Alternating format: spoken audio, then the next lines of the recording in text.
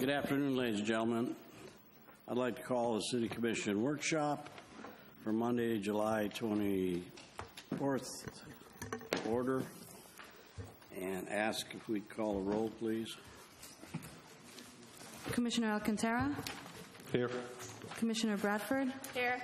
Commissioner Hersberg? Here. Commissioner Honecker? Here. Commissioner Sukup? Here. Vice Mayor Novik? Here. Mayor Mazarzik? Here. Ladies and gentlemen, if you'll stand for pledge the flag. I pledge allegiance to the flag of the United States of America and to the republic for which it stands, one nation, under God, indivisible, with liberty and justice for all.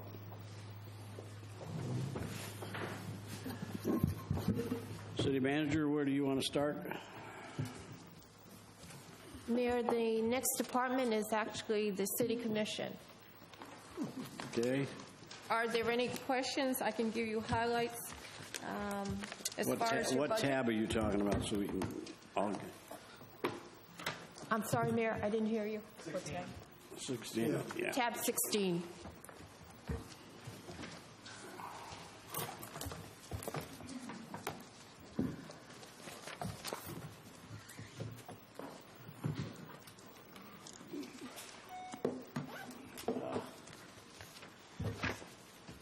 Okay, Commissioner comments.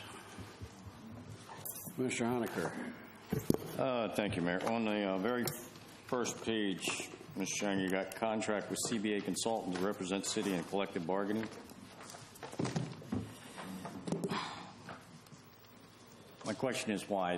When you bring in an outside source, you did an excellent job the last time we had union contracts. I mean, you and the union work well together. You got things that for the city, we got additional money paid towards our, I forgot what it's called. You know, it worked out well. They have no skin in the game. So the longer they take their contract, the more they make. The longer they drag it out, like I saw when I worked here, and they kept dragging out the union contract and dragging it out and going into impasse, and the more money they make. So why would I want to bring in an outside source and pay them when you and our new city attorney, whoever that may be, can handle union contracts well? What is our benefit to bringing in a CBA? There was some criticism that I may not have negotiated the best deal for the city, that perhaps outside sources would have been necessary. So I wanted to give this commission the option that if you were not happy with my negotiating skills, and also to provide some assistance to me, I have funding so that we could hire an outside consultant, provide some necessary assistance as need be. I'm not saying that that I agree that it's absolutely necessary, but it is an option for the commission. All right, just for the rest of the commission, I see no need for it. I think the union, the attorneys, and the city manager worked well together, and I thought they came out with a good deal. The union contract, all union contracts, they are the beast they are. I mean, you're going to bring somebody in from the outside, they're just going to drag it on, cost us more money, cause hard feelings. We're working well together as a team now. It's because of the last contract did go well for both sides. It was a win-win for everybody, and I don't see the sense to a CBA. I don't see an outside source helping us at all. Thank you. Thank you, sir. Commissioner Sukup. Yeah, I'm going to quickly disagree with everything he just said. I believe we need a neutral party. We need someone outside of this, because if you take our union contract and compare it to anything around you, you will find out it is a very, very sweet deal, and it's one-sided. So I am all for hiring an outside source, because just do your research on that one, please. Next, my question is the population study with Team Volusia. What is that? Last word on last sentence. I know.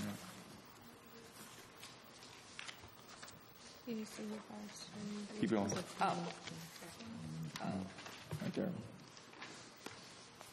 That is just to obtain the population count and what our annual fee would be. My understanding is that it will still be $44,500 for the year. And have we? $44,500. And we've never tried to renew. I mean, that's just that is what it is. We haven't said, listen, we've been paying that for Is it 7 years now? I think it's 7 years. 7 years we paying Team Volusia? I think it's close. Since it Is it started. close to 7 years, Jerry? 6 or 7. Okay, close. I don't know what we're doing with Team Volusia still, but that's the only thing I saw that I didn't like to see in there, but that's all I got. All right, Vice Mayor. Well, of course, I'm going to disagree with Commissioner Sukup. The last time we brought in an outside source, it was way more than $25,000 that we wasted.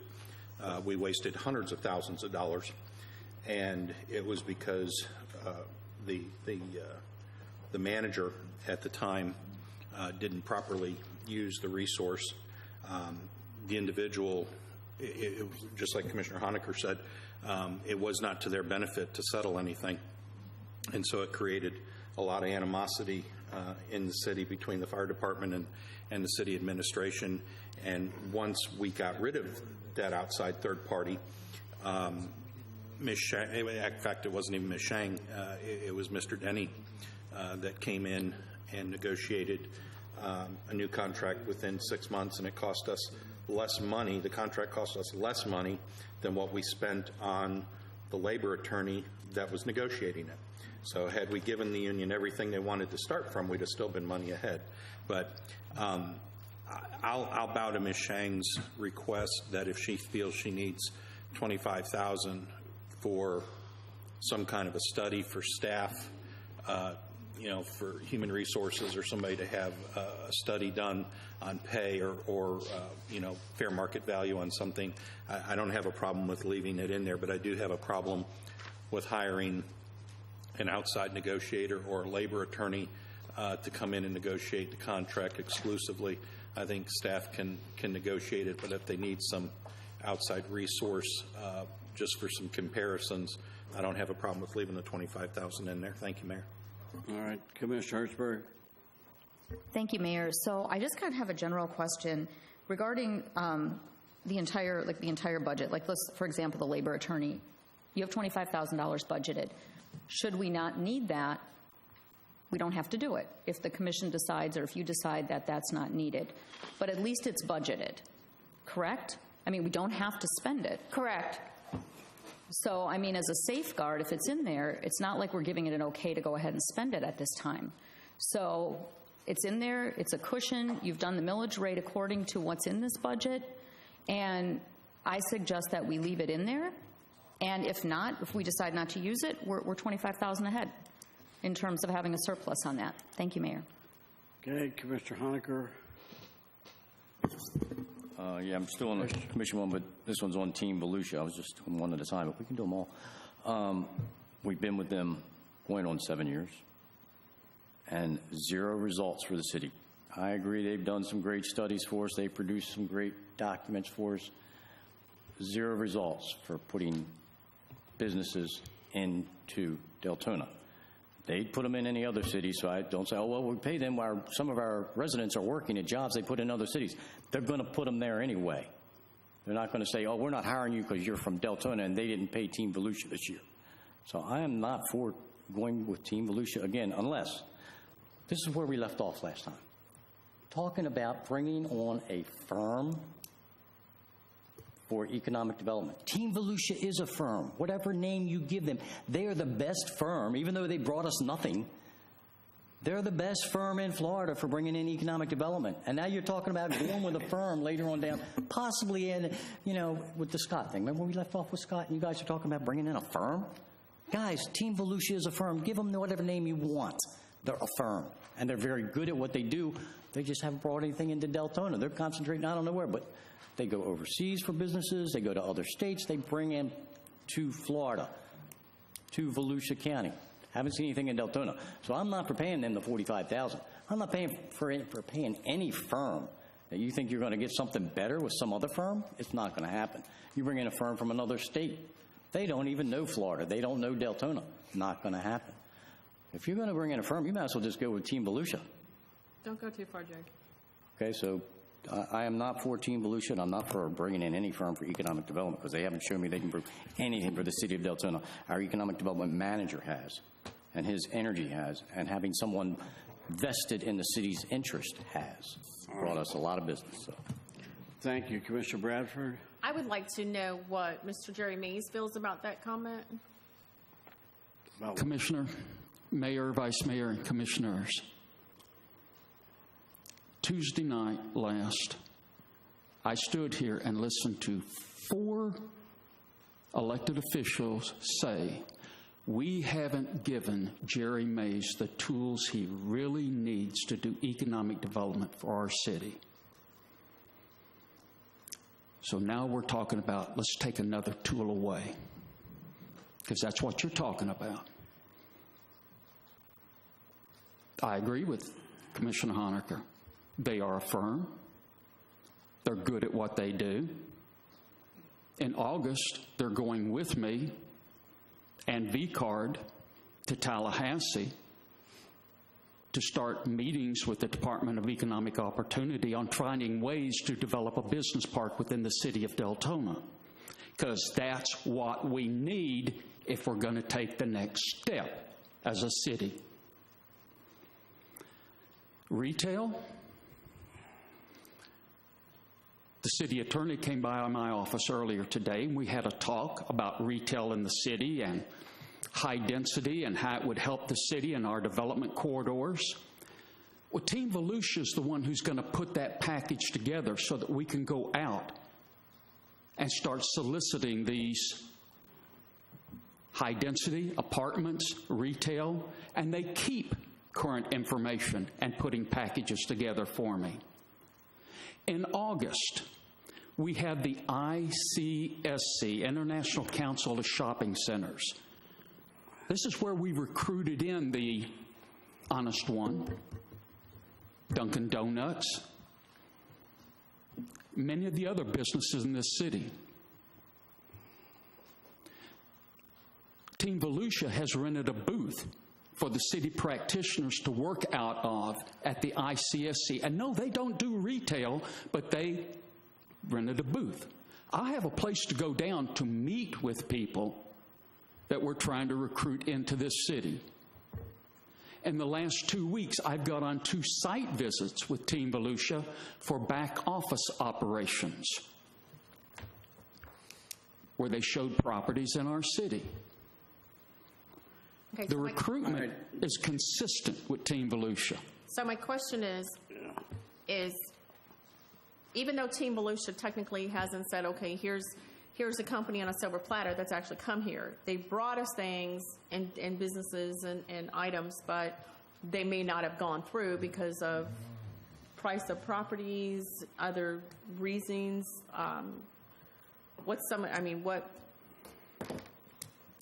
Have things gone to a point where they've gone through for us to keep Team Volusia? I mean, is it where, okay, we've presented them and it's just a time constraint thing where it's not something that's going to be done overnight? Or I guess I want to know a little bit more on how the Team Volusia is going. I mean, I get that they're bringing us stuff.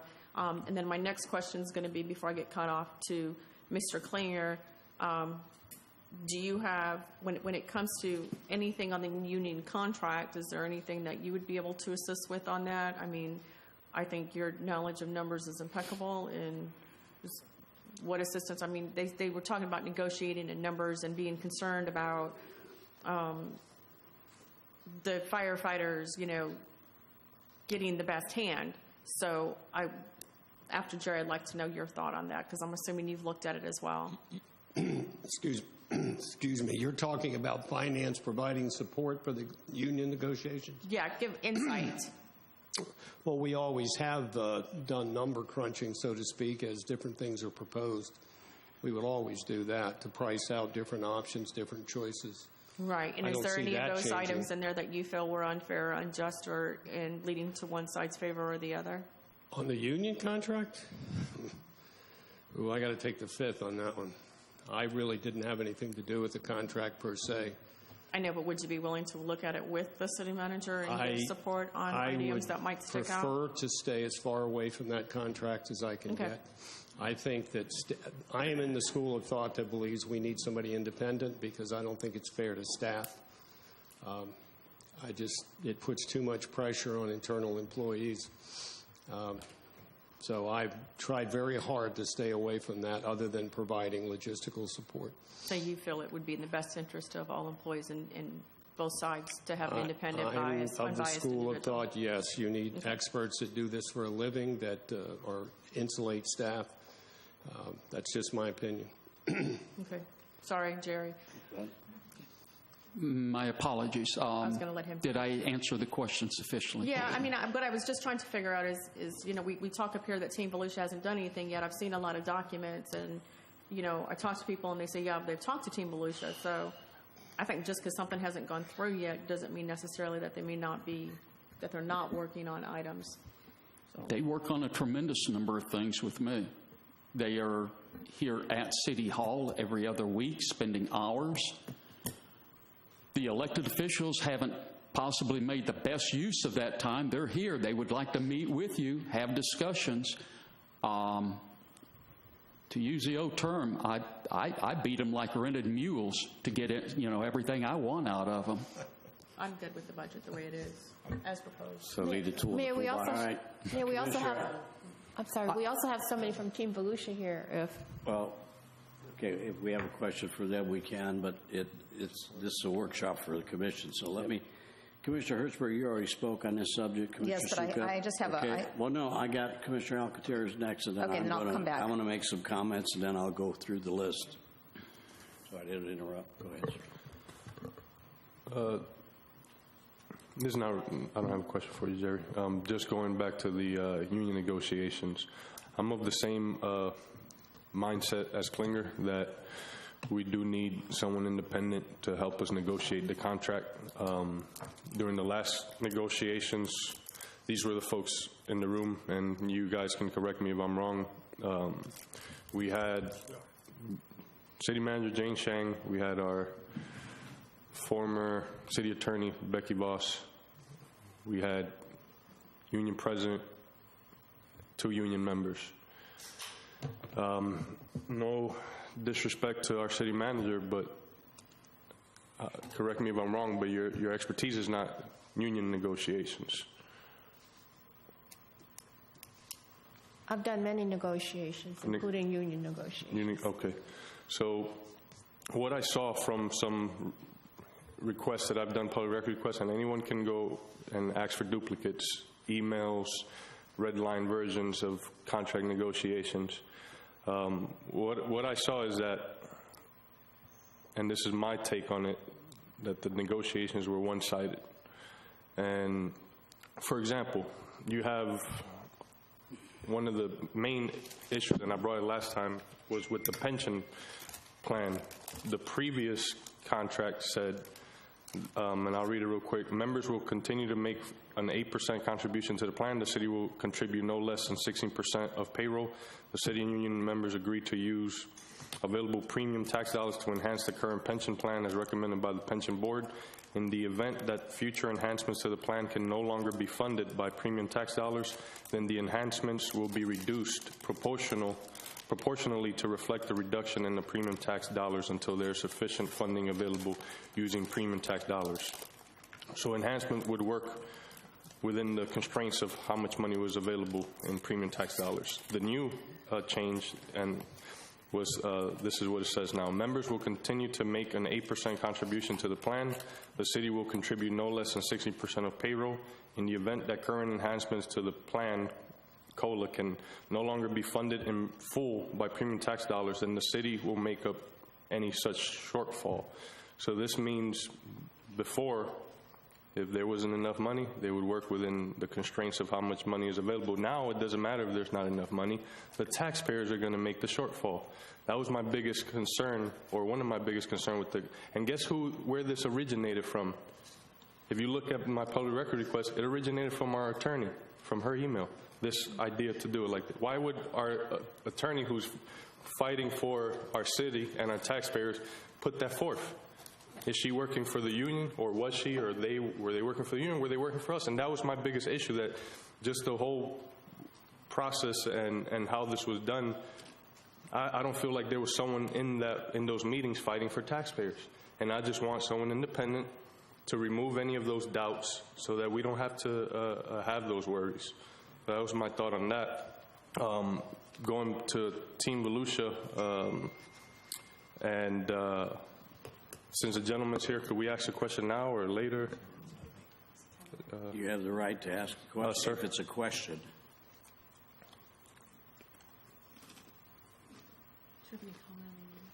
How you doing?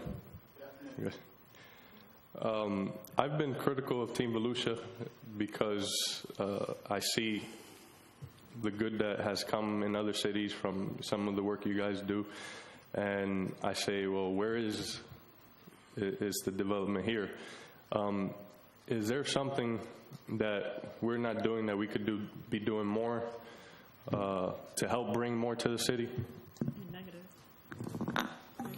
Hi, good afternoon. That was a very good question. I'll answer it. My name is Dwight Durant. First off, during the day, for a living, I'm president of Zev Cohen & Associates, an engineering, planning, and environmental firm in Ormond Beach. I've been working in the development business for 30 years in Volusia County. Part-time job is chairman of the board for Team Volusia. So I'm not involved in the day-to-day activities of Team Volusia, but from the board level. And to specifically answer your question, yes, there is. You need product. Team Volusia is doing very, very well right now, selling the items that they need to sell. I've got a whole bunch of data here, but I know this would bore you to death of what they've done for the city of Deltona. And actually, they're concentrating on Deltona more because you know how it goes. If you're not succeeding, you try harder. And that's what's going on right now. We're providing 8 hours a month over here at the city being available. No other municipality or county is getting that. So they've reached out. What you need is product. I can tell you that from an engineering standpoint. If you have flex space, you have things built, you have things pre-permitted, you have the land available, I think you'd be doing really well. You're doing all the things you need to do. You built a new sewer plant, you bring in water, you're trying to create the business. I watched Port Orange do it 20 years ago. I watched Ormond Beach go through it. New Smyrna Beach is doing it right now. And you got it on the right track. But you go out there and you create this and you have nobody to sell it. You got to have both at the same time. So that's just my kind of personal opinion. If you provide the product out there, I know that they can deliver for you. And then, I've always questioned why isn't there more on that 472 area? You have I-4 right there. You have Orange City, the land. Why isn't there more in that area? And it's taken so long. Now it's starting to really move forward. But is there a reason why development has taken so long in that area? I can't really answer that from an engineering standpoint. I can offer my opinion again, and, sure. and you can watch these areas once they take foot, then they explode. Look at what's happening now in North Ormond. Look what just finished happening at ISB. Look what happened out at the interstate and New Smyrna Beach. All those things are going, and once you get one in, we've got a private project there right at that intersection, and so the folks who have the money in the game, the property owners, they kind of know when to pull the trigger. So what they've done is they've just gotten their project approved, and they're getting ready to break ground. So personally, I believe it's going to be ready to take off. Now, I know you can't foresee the future, but if we were to decide to continue to fund Team Volusia, and 1 year from now, when we're deciding to do this again, how would that year look? If we're looking back and trying to see, well, what has Team Volusia brought to us this last year? Is there anything lined up that you feel confident that we'll start seeing in the near future? Well, the numbers don't lie, and I've watched it from day one, which was 7 years ago, to answer your question, when this started, and we didn't have a paper clip. We didn't know where to start. And if you look at it now, we've met all of our projections that were given to from not only the public side, but the private side. Staff met all of those and exceeded them. This year, they doubled them already, and we're halfway through the year. So if you look at the progression and where they're headed in the right direction. I understand that you haven't seen a lot here in Deltona, but this is the largest city, and I have trouble understanding why you would pull back when the energy is there. Everybody else is doing this. And to quote a couple of site selectors that have come in their careers, they have not seen a county that works so well together, talking about all the municipalities in the county and the private side. So for every dollar that you're spending on the public side, you're getting another dollar of private money. I personally have spent $70,000 in 7 years, plus all my time. So you're asking a biased opinion. Obviously, I'm vested in this. So the energy is moving up, and if you want those jobs, this is the venue to get it. I will not disagree with anything that Mr. Honaker has said. I don't share his opinion of where the money should spend, but all the things that he said were correct. As far as Team Volusia being a firm and hard at it, that's exactly what they do. That's all they do. So. And, Mays said that this is a tool he needs in his toolbox to move the city forward. All of you have stated how great Mays is and a great job he does, and if we want him to continue doing a good job, and he's telling us that this is something he needs. I've been critical of Team Volusia. I'm a millennial. I like instant gratification. I like to see things done overnight. Fair enough. And I know that part of the work you guys do, it's not like that sometimes. And I'm willing to give it a try for a year, and a year from now, hold your guys' feet to the fire and see what you guys have actually done. But I'm new to this commission, and I'm willing to give it a try for another year to see what value you guys bring this next year coming up. What I've seen from millennials is they're not afraid to get their feet wet, and I would encourage you to come to a board meeting or to when staff comes here to meet with you and find out exactly what's going on. I'd encourage all of you to do that. Will do. Thank you, sir. Thank you. Thank you. All right, I want to, let's stay on Team Volusia, all of us, and then let's go back to the contract so we don't get mixed up because we're jumping back and forth. Team Volusia, he hit my note says supplies on the shelf. We've been told for years and years what we're lacking. I don't know how many of you can remember. I can go down Holland Boulevard. I can tell you about a housing complex this commission turned down. I used car lot they turned down. Many things that were brought to us in the past, different commissions for whatever reasons turned them down. So there hasn't been a lack of trying, but there have been things that were turned down in the past. And so Team Volusia can only do so much, and if we don't have a product out there, it's hard for them to sell it. So we have to work with our developers, and our developers seem to be happy with them, and they are out there doing everything we can, and they're the best game in town. I don't know who said it, but there's the only game in town.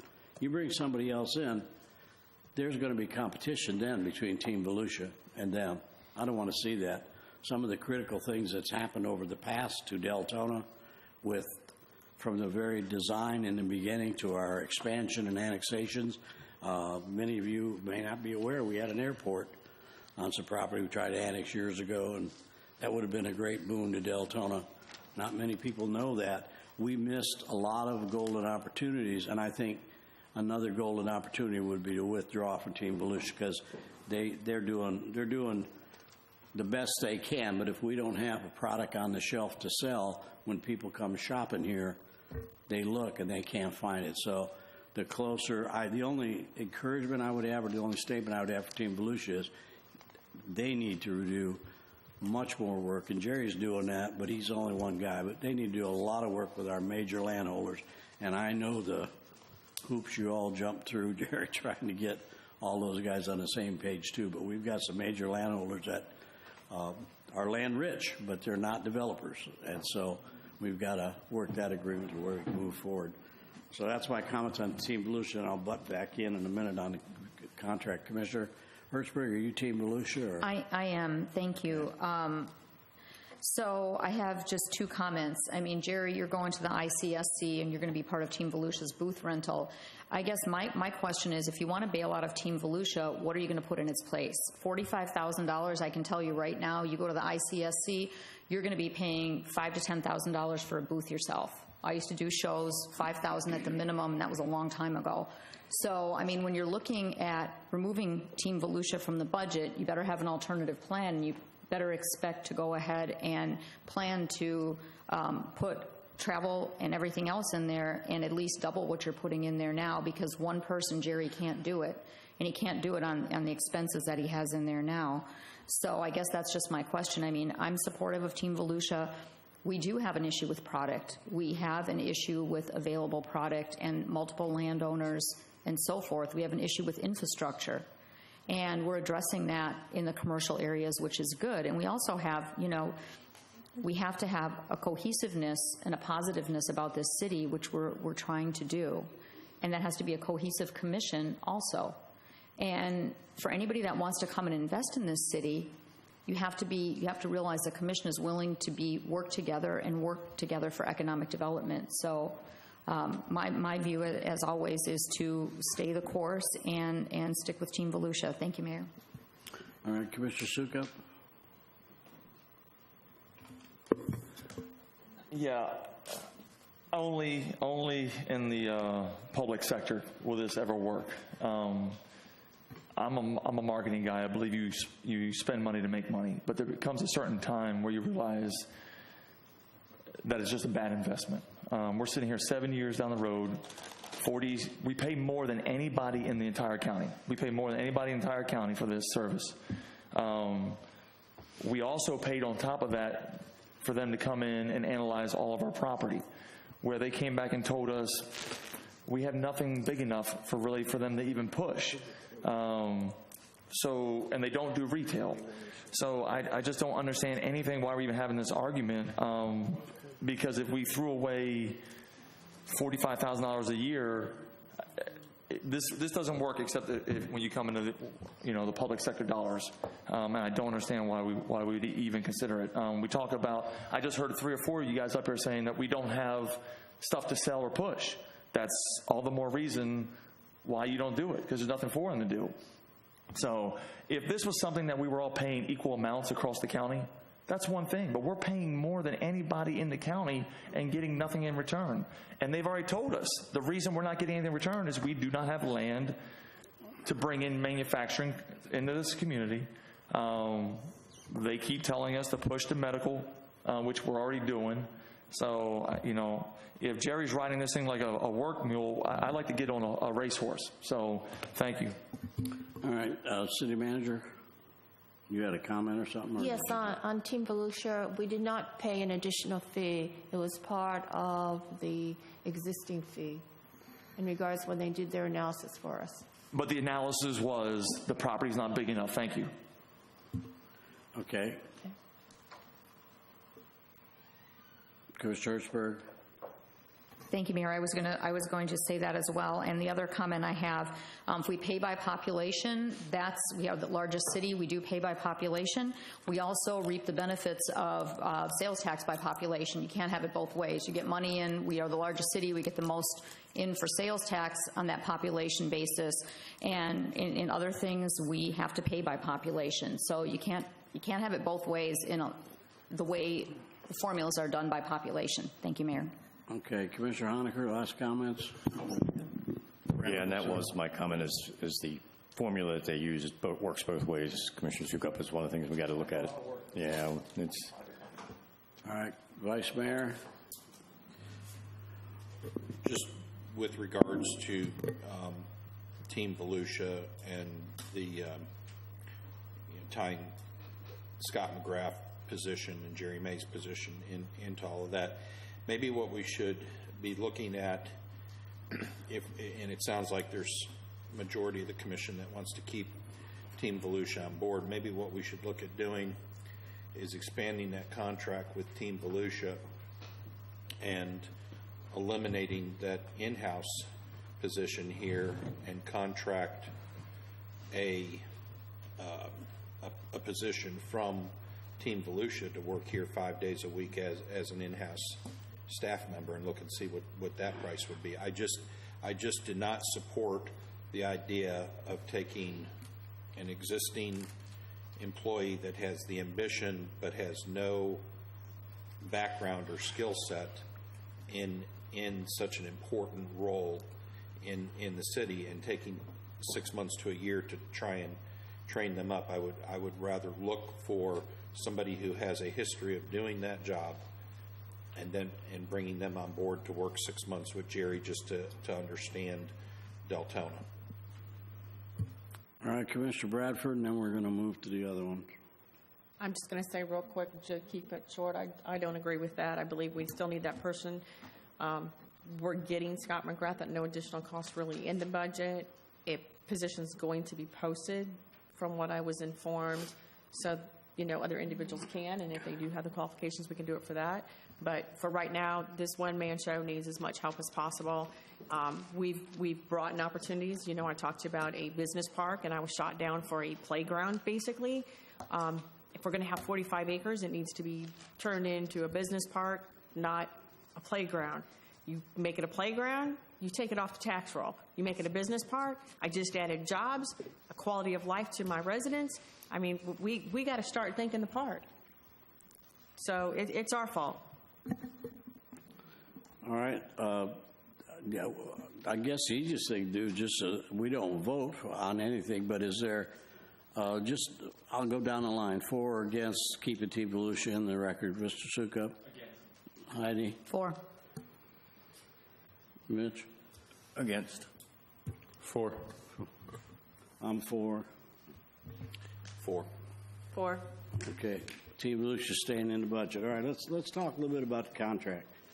I've been around for a lot of these. I don't see the need to bring somebody in and start looking and all that stuff. I think we have negotiations. A union contract is negotiated by, it's supposed to be a sit down across the table discussion on bettering the city's position based on the funds we have and bettering the firefighters' quality of life issues as far as their job goes and what they do. Once you get something in a union contract, there seems to be a feeling by some that you could just go in there and change it. And believe me, I've negotiated them on a local level and national level, not with firefighters, but with other unions, and it's just not that simple. Once a union gains a certain benefit, if you will, you have to offer them something that'll go. Now, a good union management contract should be negotiated in good faith on both sides with what the city can afford to do. That brings up the question of the ability of your manager, the ability of your HR director, the ability of your fire chief or whoever he appoints to negotiate and understand what limitations we have. An outside person doesn't have that kind of knowledge. We talked about Mr. Klingers. Mr. Klingers is the one that puts together the money, what it's going to cost to do any minor change. And I agree somewhat with what's been said, but I think the money should be in there based on if we get to an impasse in a certain area for somebody as an expertise in that area. But to bring somebody on to help with initial negotiations and go through it, I don't think is that advantageous. I think it can be done in-house. If there gets to be a roadblock or there gets to be an issue that we can't handle in-house, I think the money should be left in the budget to be able to use for that, whether it be a labor attorney or whether it be someone that has expertise in certain health care aspects or whatever else. I don't want to tie it to a firm because they're going to then they're going to have to hire those independent experts to come in on our behalf anyway. So the money should be there, but I don't think we need to hire a firm right off the bat. That's my personal opinion on that. And City Manager, you want to jump on this before we hear Commissioner comments? I just wanted to make a clarification on an earlier statement in regards to the premium tax dollars. There was a revision in the collective bargaining agreement, but there was also a revision. Can you get closer to the mic? I'm having a hard time hearing you. Sorry. In the collective bargaining agreement regarding the premium tax dollars, we actually increased the amount that the city receives. And I think that last year we received an extra $15,000. All right. Also, the idea of making some changes into that provision, it came actually from the union. It did not come from the city attorney, although she was involved in discussing, the outcome. She worked on the collective bargaining agreement, so I wanted to clarify that. And as I said, we have access now to additional premium tax dollars as a result of those negotiations that were not available to us previously. So we benefited from those negotiations. Okay. Commissioner Sukup? Yeah, and I'll try to say this without being too harsh. Mayor, we just heard you talk about, you don't need an outside party. I will beg to disagree. even when it went on to even negotiating the city manager salary that was done by a mayor and a city attorney. It just wasn't done. We gave the farm away. Last time we had staff involved in this, there was members of this commission that fired the guy because he said the union had the best deal in the state. So it's one of those things. Now we're sitting here, people that were on the union that negotiated this contract are now on the administrative side of this. So who was really fighting for our city? And that's the point that Chris was trying to bring up. Alcantara is, I don't like hiring consultants like the rest of you guys, but you got to have somebody that is willing to fight for the city. And there are options. I mean, you always say you can't, once they have it, you can't take it away. There are options. I mean, they're brutal options, but they're options. You could do like DeBerry. You could sub it out to Orange City. You could go back to the county. You could do a lot of things. Or you can, I still will argue all day long, we are doing public forum after public forum for Waste Pro. That's $179 a household. We spent $11 million last year. We're spending almost $10 million this year. Let's do a public forum for this. Let's see what the residents say about both our public services, and how the money's being spent and what they're getting in their contracts, compared to the people that live in the city. That's it. You got to look at yourself. You are a resident in the city, and what you get compared to what's in these union contracts, that is something that needs to be addressed. I know I argued with it last year. The union contract is way different than even just the people that work in our city. It's like we have two children, and one, we're spoiled and rotten, and the other one is watching that. So you need a third party. It's not a waste of money. It's something that should and will be done, or needs to be done. Thank you. Okay. Commissioner Alcantara. Going back to the premium tax dollars, it's great that we're getting more premium tax dollars, but what I had said was that the change made it so that if there's not enough premium tax dollars for the changes in the plan and the enhancements, then the taxpayers cover the shortfall. I'm not talking about we got more money, that's great. I hope we get more next year too. But I'm saying that if there is a shortfall and it doesn't cover the changes, that the taxpayers fund cover the shortfall. That wasn't the case in the previous one.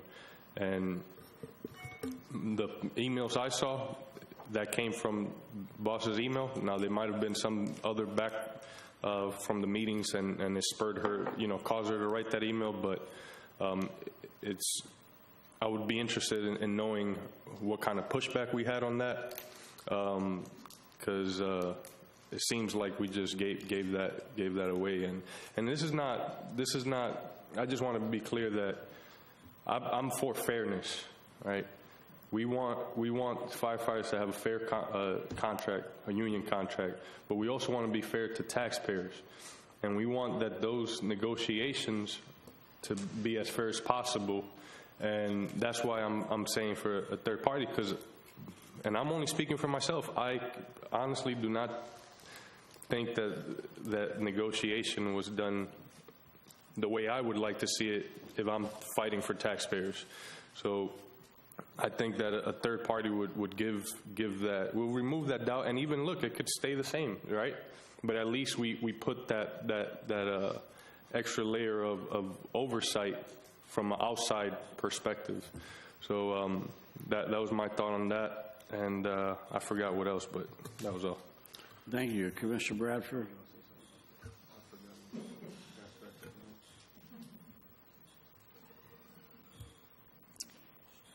We have one of the best FDs in Volusia County.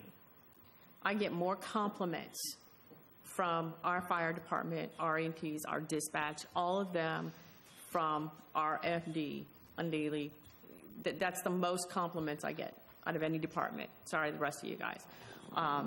So I'm saying that because it seems as if whenever the fire department comes up, and this agitates me, so I'm just going to get it off my chest.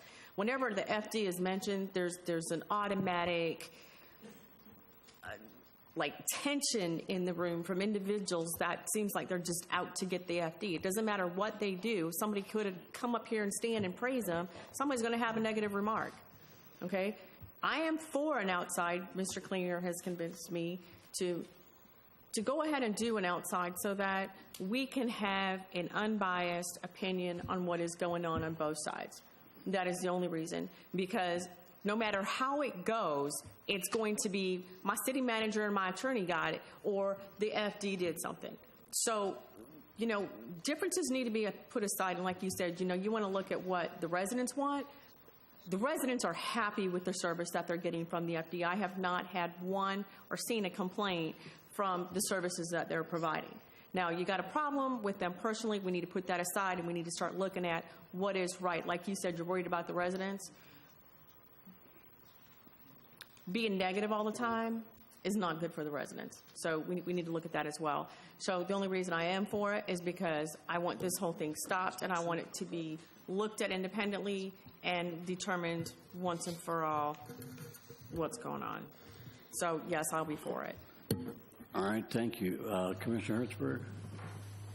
Mayor, are you going to just ask yes or up or down on this as well? Keep it in. You're going to keep it in. Are we going to do a verbal yes or no? Keep it in or take it out, right? Yeah, that's yeah.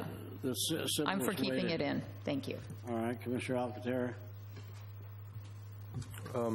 Yeah, I just wanted to real quick, because Commissioner Bradford said that certain individuals here, and I heard Sukup and myself talk about the contract. So I don't have any animosity against any firefighter or against the department. I'm not speaking about emotional things. I'm speaking about concerns that I had with changes that were done and how they were done. And whenever you say negative, having legitimate concerns and putting forth those concerns is not being negative. That's what we get elected to do. So, you know, when we always try to go on these emotional things and try to pin people against each other, that's not what I'm trying to do here. I'm just trying to say, let us be fair to everybody involved. That's all. That's a good comment. I want to add one thing to it, I think. Being fair, if we don't know what we got for that element that they got.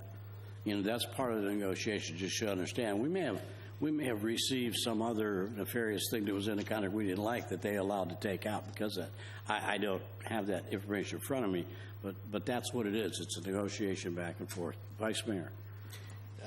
Again, Commissioner Sukup and I are actually going to agree on something, I think, tonight, and that is I totally support having the public forum. I think it should be the number one thing that we do is invite the public here to come and talk and tell us what they think about their fire department. Because I attended the sessions when County Manager Deneen threatened to close fire stations around Volusia County.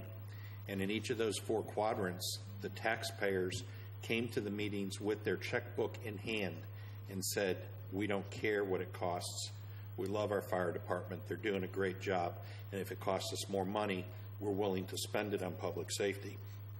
So I have no fear whatsoever and would say to the manager, if we do have those forums, get your checkbook out and get ready to increase the budget for the fire department, because that's what the public's going to tell you they want.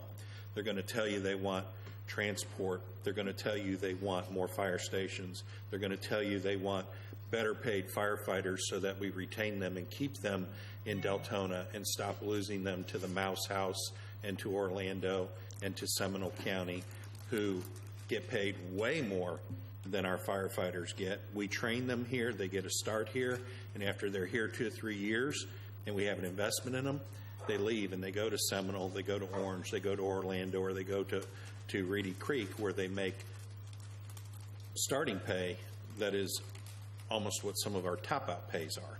So please, let's schedule that forum on public safety. I would love to have that happen very quickly. I support keeping the $25,000 in. Right, me too. That forum is not an issue tonight, but I understand it was brought up. Commissioner Honaker, Sukup, and then we're going to tally this up and talk about one other element. Yeah, I had one other one that I was ready to move to, but while we're still on this one, yeah, you guys said leave it in there. It doesn't mean we have to use it, but it's good to have it in there. Okay. All right. Mr. Sukup, last comment? Yeah, once again, I'm just going to, it's funny how when you have legitimate financial concerns, you're viewed as being negative and always going against. It's one of those things that just drives me crazy, because when you have firefighters retiring and having 5,600 hours of time that we have to pay them over $200,000 or $70,000 and paying them $90,000 to $100,000 a year till they die, it needs to be looked at, because ultimately, if you love this city, you want the city to survive. And if you believe that union contract is going to jeopardize the future of the city, the strength of the city, and where the city is in 10 years, then that's your job as a commissioner to look at it. And I just, it's hard to sit up here because I understand that the firefighters, they put money in people's campaigns.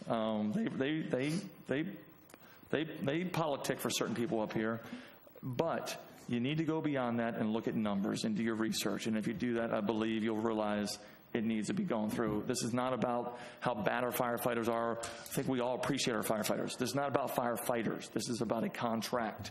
And no different than we would argue to get the most out of our Waste Pro contract or any other contract we have down, even our sheriff's contract.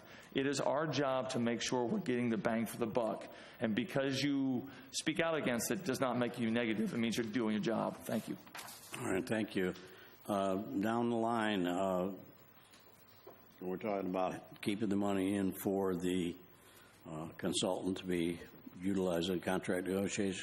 Commissioner Sukup, Commissioner Honaker? Leaving it in, yeah. My question is, because I don't know how much these things cost. Is $25,000 enough to get it independent? Well, that's what she's... And who is this from? Where does this from? We don't know. That'll all have to come up. They'll have to do an RFQ and all. We're just asking to leave that in the budget. Like the previous one, how much was it? Well, we did. Just leave it? We could add to it? We can do anything we want later. This is to get the philosophical approach of doing it. You? Yeah, leave it in. I'm for leaving it in. I had that caveat, Commissioner Brad. Okay, there's no question. We're leaving it. One thing I want to bring up, the other thing, somebody touched on it, I thought, but I had my note. The $35,000 we attempted, that turned out to be a disaster. I thought a disaster, but it didn't turn out to be exactly what, huh? I wouldn't word a disaster. No, but you and I were big on pushing that in the beginning, and it didn't happen. So what I'd like to do is I'd like to reduce that amount, because we're not going to spend that this year. I'd like to reduce it to $25,000 from $35,000. That's my suggestion, and my reasoning is this: and redo the form, except no new applications until we can get a form redone that we can look at, because it was very confusing to the people that put in for it. They didn't know, the requirement of 501c3, that goes, but when you got a 501c3 asking for our minimum $1,000 and they have a $3 or $4 million budget, that's not the people we wanted to address. We wanted to address the small groups that maybe weren't a 501c3, the schools, the ones that win an award and they're going to go to a tournament and they can't get the money done in time. They have an event and their event gets canceled because of the rain. I mean, they have a last resort to come to their city and expect help with their city. I guess it wouldn't be appropriate to bring it up right now, but that's why I'd like to reduce it to $25,000, because we won't spend it, I don't think, the full amount. And I would like to then have the form discussed with a fact sheet and approved before we allow any more applications to be brought in. That's just my suggestion.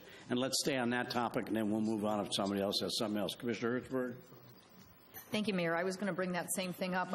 Dollar-wise, I'm open to whatever the commission is comfortable with. If they want to keep it at $35,000 or lower it, I don't support any more than that. I'm not so much about the dollar amount. I'm more about the accountability and looking at it in terms of maybe giving it to planning, or looking at how they vet CDBG, not necessarily as strict, but that's what this was born out of, but some type of accountability in terms of what are we giving this to, because as we saw last time, I mean, a one-page form doesn't really give me a real look at where this money is going, and a strong look at the organization. So that's my request on this, and I don't know that, the argument for however much money, I'm open to that. The argument for reducing it, because this is a workshop, I'm not trying to butt in, but the idea was we're not going to spend it much this year, so consequently, the form is what needs to be attacked. We can take it out of general fund anytime, but let's just put $25,000 in and work forward. I'm open to the amount. Thank you, Mayor.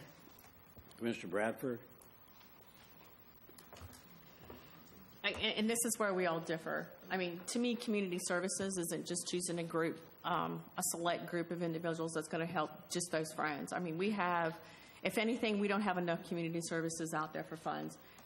What you have to realize is what you give out to those community service groups, they generally come back to the city. You know, for instance, I'll take one that was awarded, you know, CDBG funds. I can guarantee the city's going to benefit and get 3/4 of those funds back when that group is paying individuals' water bills and electric bills. And the water bills are coming back to us anyway, you know? So, yeah, those groups were awarded money. That's great. But there's also groups out there that help a lot of children that they're not using those funds to go get a prize. Wouldn't it be great if they only had to use those funds to go get a prize? They're using it to maintain the operations so that they can do the benefits for the children. And that's what this was for. I mean, we're turning down a Methodist home because they didn't do for a certain event. Well, guess what? They do a lot of events that those children need. So it doesn't need to be just to go buy somebody some bracelets and necklace and you know, it needs to be, is it going to benefit the community? I personally do not think we do enough for the community services. Can you do? But you agree that we need to change the application. Should definitely need to update the application. Thank you, Commissioner Honaker. Funny we were all going to talk about the same thing because, well, to me, it's not just the form, but the policy for why we were giving it. It wasn't meant for, Commissioner Bradford mentioned all these social services groups. It wasn't meant for that. We have the CDGB money that they apply for, and the groups put in for that. That's what that is for. It wasn't meant for social services that help a lot of kids. I agree they do. This was just an idea we had before you guys came on board that we could help sponsor some of these events that, hey, we won something, we can't get there, things like that. But we didn't use it all. And I was going to say, you know, can we split this 2015? Because I still want to see us do that meeting where we all get together with a quality management facilitator to facilitate a meeting with us to go over the staff and commission roles and team building, and it'll take us a long way as a commission. All right, let's stick with this subject. This subject, because I'd like to take part of that off, or at least have that in your minds in the future that we can take some of that and transfer to another line in the commission to pay for that. Okay. But, yeah, the amount could come down and it wouldn't break my heart. What do you want to say? But the form and policy for applying, the reasons for applying, needs to be looked at. Yeah, that's what the key. In a future meeting. Community service fees, then why don't we call it activity fees? Because basically what you're saying then is you just... The suggestion tonight is just to, my suggestion was to reduce the amount because we're not going to use it, but then do it, activity fees, whatever, special events, one time, whatever. But we need to look at the form, and that's what we need to do.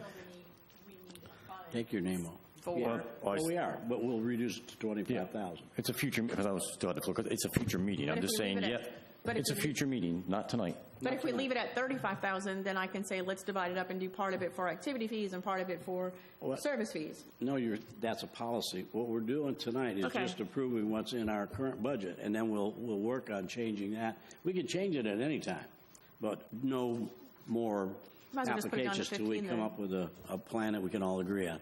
All right, Commissioner Sukup. Okay, yeah, and that's the frustrating part is because this is one of those things that this is, you know, we do so many things where we argue and fight all the time. This was supposed to be something that we were doing something good, and that's what bothers me is this is now we've turned this into something bad, and this is not what this is supposed to be. To give you guys a little history, there were groups that would come in front of the commission asking for money, and there was nothing in the budget. So there was nothing for them. So that we discussed and talked about it. And I know it came up last meeting that that's not exactly what it was, but I can tell you, I sat in those meetings. I know what we were talking about. I say leave the 35 alone. I say this is the one thing where we're truly partnering with the community. We are rewarding those who do well in the city. Listen, I can sit here and my heart goes out to the nonprofit who needs a van. I mean, the guy that came forward, he needs a van. But ultimately, that was not the idea of what we talked about doing this. And I hate that, 2 years later, we're redoing everything we went through. But this was to reward people in this community who are going to go outside this community that are going to represent the city. at high levels. And it doesn't have to just be kids. It's if you're representing the city, you've reached the pinnacle of whatever you're at, and you move forward. That's what this was for. That's what I hope it remains. I hate to cut the thing short. Who knows? Maybe we have a very good year with the people in our city. I hate to run out. And then, I don't think a 1 year to evaluate the program is what we should do. I think we should just leave it alone. And you know what? If people continue to put applications through that we don't think it qualifies, then you decline them. We get to have that discussion. But this is the one thing I think we get to give back to the community, and it helps them immediately. So I say leave it alone. All right, Commissioner Bradford. You're for changing the form. But you want to leave the money and say, but change the form. I just think we need to specify. Right. We have a couple new commissioners. Fix the form up. Yes. Okay. All right. Commissioner Bradford, go ahead. Well, my name didn't come off, but yes, I'm for changing the form and keeping the amount then. Okay. All right, Commissioner Alcantara. One thing that just, an idea that just came to my mind, what if instead of giving money, we waived fees for some of our facilities, whether it be parks and stuff, because a lot of these nonprofits do fundraisers. They may need to use an event to do a fundraiser, or they may need space for a couple of meetings. If we had money, this money, part of it was used for waiving of facility fees for these nonprofits. The city manager can do that anytime she wants. That'll work, sir, too, and it can come out of that fund and be transferred to somebody else's fund. Yeah, that's okay. It's still a dollar amount that we want to do. That'll work. And the city manager can waive the fees, and that way they can spend the money elsewhere. Yeah, they can spend the money somewhere. I mean, in other words, if it's $1,000, and this is only guessing, but if we keep it at $1,000 and $500 to do something, the other $500 they can use for whatever they want. So, okay, that's it. All right, the general opinion, and we go down the line, but the general opinion is you want to keep the thing, but we want to modify the requirements. And I'm going to say keep the amount. Let's work on the application, but I don't say put a hold on it. If people want to still apply, let them apply, and we can just discuss it up here. Well, the reason I was if they qualify. The reason was I wanted to get under this current year's budget. The money's there, but I didn't want to accept any new ones for the next fiscal year until we have a new form. This money's already there. Okay? Everybody all right with that? Any objections? Okay, so we leave the money in, not accepting money from next year's budget for this, but keeping the total amount. Is there any other comments on the commission? Huh? Okay, everybody seems to be happy. We're moving on. Okay, we're moving on then to city manager staffing level for city manager.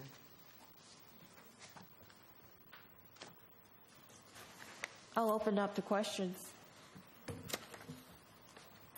Well, there's none yet, so can you explain your deputy city manager?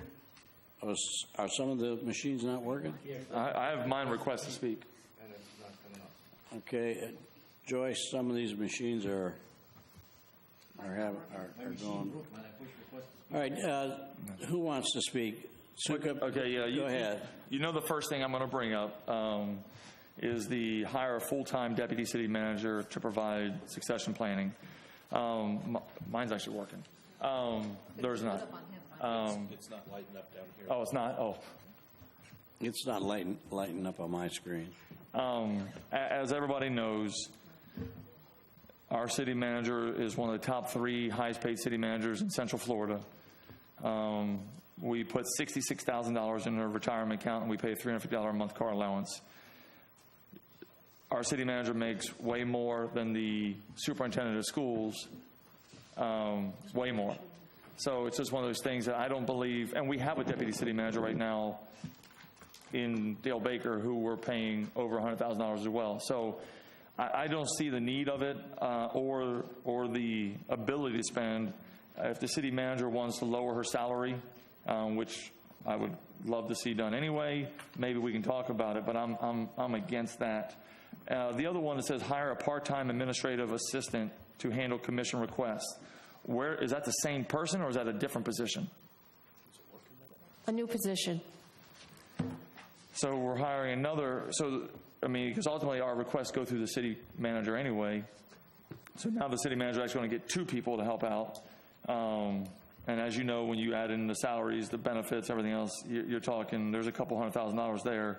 So I'm against those 2 as well. I'm all for the RFP for the solid waste and increased focus on economic development. I'm all for those. I don't see the need. We just beat down the IT guy who was trying to bring in 2 people. I don't see how you guys can't have the same argument here. So thank you. All right, Commissioner Hertzberg. Thank you, Mayor. I'm going to go to the other end, at least on something. When I look at what Mr. Baker is doing, and since I've come here, Mr. Baker used to be head of enforcement services, and then he got building dumped on him, and now he's a deputy city manager. So he's got 3, he's fulfilling 3 jobs since I got here, and that's a lot. And so we've contracted once again over the years, and I understand that. I understand building and enforcement services being combined, but to go ahead and have him be the deputy city manager as well, yeah, he's getting paid over $100,000, but if you were to pay each one of those individually with benefits and so forth, have 3 different, executives, you would be paying a lot more. So I'm definitely for exploring this. Jane, is this for the full year or is this half year? How did you budget this? Half year. That's what I thought. So it would be half into 2018 to look at.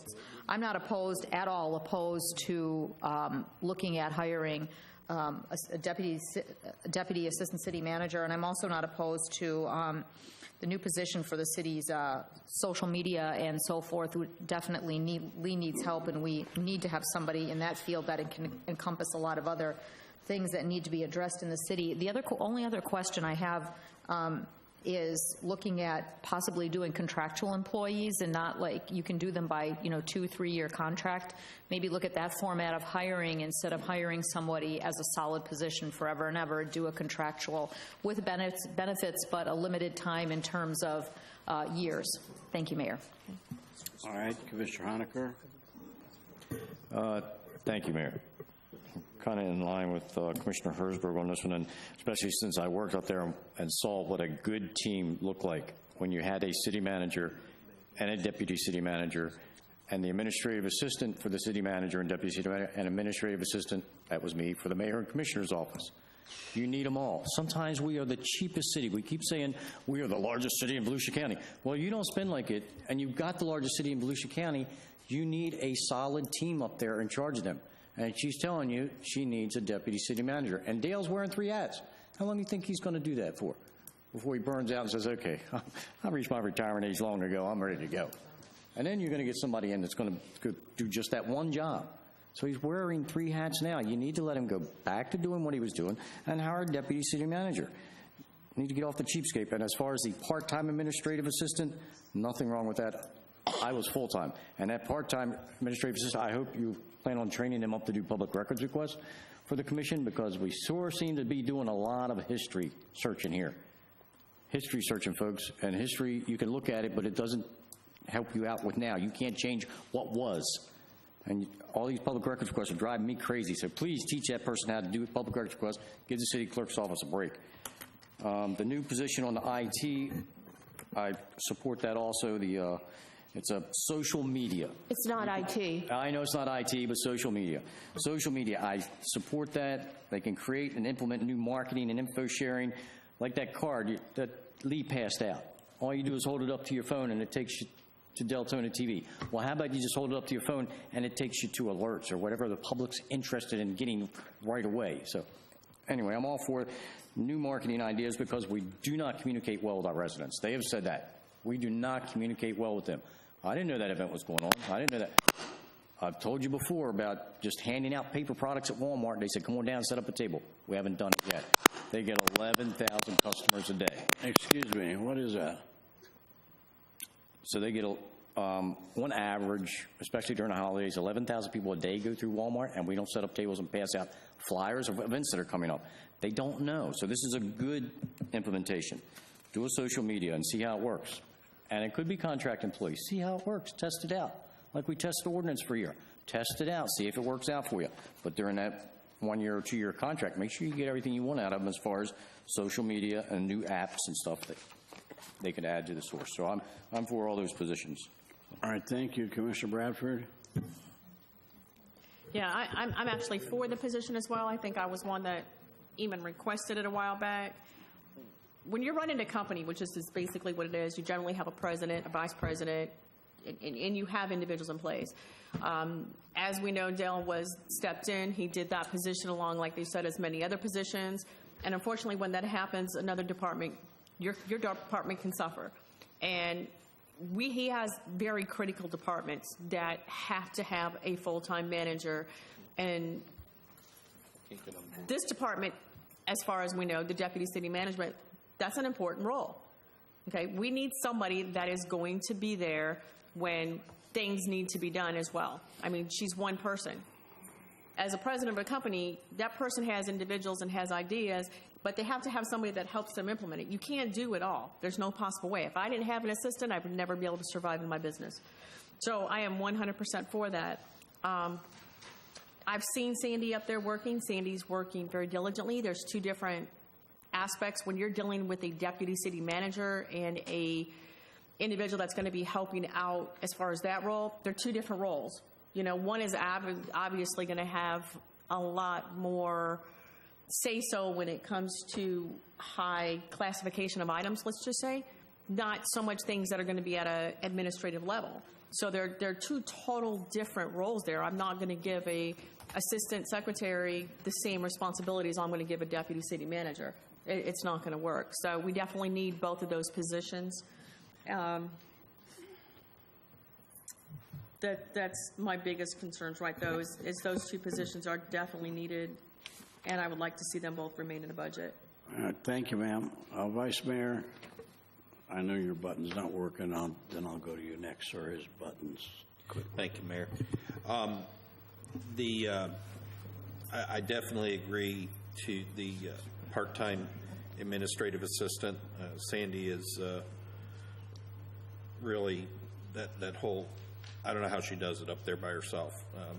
The other positions, I think, need to be placed on hold in comparing those to other positions that are proposed in the budget in various departments. You have, for instance, you have a stormwater foreman that is on hold. You have a utility foreman that's on hold, a customer service rep that's on hold. You have firefighter positions on hold. You have a EMS supervisor position on hold. I can't support going ahead with the deputy city manager or the social media person when I'm seeing crucial, what I consider to be crucial boots on the ground positions not being filled right away. Some of these positions in building and enforcement services, you have a customer service rep that's on hold here. That's one of our biggest problems down in the permitting department, is we don't have the proper staff down there at that window when folks come in. And if we're anticipating that permitting is going to increase like it's been doing, that should be one of the first places that we look at adding staff, as well as down at the water department for people down there to be able to get the new service taps done in a timely manner, to get repairs done in a timely manner. It's great to have some planning people and some oversight people up at the top, some people with some vision in that, but if you don't have the crews down on the ground to execute, you can have all the vision and supervision that you want. It's not doing any good. So I don't necessarily disagree with putting money in the budget for those positions, but I disagree with filling those positions prior to filling these staff positions first. Thank you. Commissioner Alcantara. Yeah, I'm not for the social media position. I personally believe that the job can be done with what we already have. With the deputy city manager, it says 6 months. Jane? Yeah. It says it's a position for 6 months. Are you planning to leave next year? Why is it 6 months? Because it's for succession planning, so like, are we bringing in someone for 6 months, then you're going to be gone and this person's going to move up? What's the rationale behind that? I'm not leaving. All right. The 6 month was because it would probably take us that long to do the recruitment. Okay. And then my next question is, hypothetically, I'm not for this, but hypothetically, because I'm only one voice on here, if this were to pass, does the commission get to pick the deputy city manager? No. Yeah, I'm not for that at all. Not a good idea, because we're talking about succession planning. So this person, deputy city manager, would most likely be in line to be our next city manager. So if that's the case, and I'm not for this at all, I don't think we need a deputy, but if that's what's going to happen, I want to have a say in who we bring in as deputy city manager. Commissioner, the charter limits that, but I think. Well, we're creating a new position. No, wait a minute. That doesn't matter. The charter still, you have one city manager. I think the way I understand it, and you correct me if you think I'm wrong, we have a deputy city manager, assistant city manager, whatever. They're trying to train somebody to come in for that. Because the other one will leave and go back to his duties and get somebody in. It's still a deputy. She can decide who she wants to put in, and we decide ultimately who becomes city manager. Okay. If she were to leave for any reason. Yeah, but, so this is no, only a deputy. We don't get to choose that. Yeah, I'm not for that position. And I actually wanted to bring up, I think that we should cut the city manager's salary, and we have that authority to do based on the contract.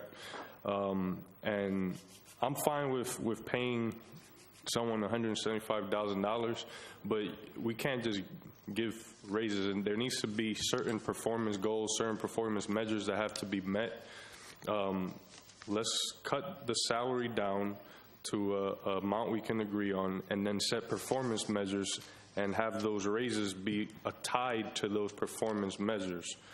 I think that's common sense thing to do when you're getting raises, for it to be tied to performance goals. Okay. Mr. Bradford? Yeah, I don't know many cities that don't have a deputy city manager. You know, like what we're trying to do is allow Dell to do one job, which is a big job as it is, you know, with his department. And, you know, technically we already have it. So the way I see it, I mean, I don't even see why we're debating on it. We're basically letting him go back to a position that he was doing full time and letting somebody do a position that's already there. And as far as his department, I agree with you 100%, Commissioner Nevich, is that it is important that that is the face, and that's why, you know, I had expressed concerns about us putting those two positions on hold, and I believe, and Dale can correct me if I'm wrong, because they're getting the cameras and they're getting the two individuals. He personally himself said he didn't want those positions right now until they tried out having the cameras and having the manager and having the other person down there, if that was going to benefit them. Do I believe we need the 3 firefighters? 100 or 9? Yeah, 100%. I'd like to see, you know, at least 3 years succession going up. But when it comes to a deputy city manager, you can only have one person doing so much. And I believe, like the mayor has said, what's going to happen is, yes, she's going to hire it, just like anybody else is going to hire somebody in their department.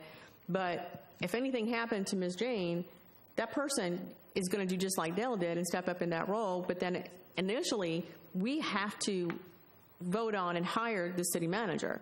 You know, her pay was agreed on. I'm not sure who was up here on the commission when this happened, but I believe everybody but Commissioner Alcantara and I was on this board when Jane was hired and agreed to that salary. So, okay. So, I mean, I don't know. That's not, I guess, what we're discussing right now, but I am concerned that we do need a deputy city manager. I think there's a lot of projects going on. We're throwing a lot of new things out. I mean, this commission has, from what I gathered, had a lot of great input and a lot of great ideas. That's like the mayor said before, we've got meetings planned so far out because of all of our ideas. One person can't handle all of those.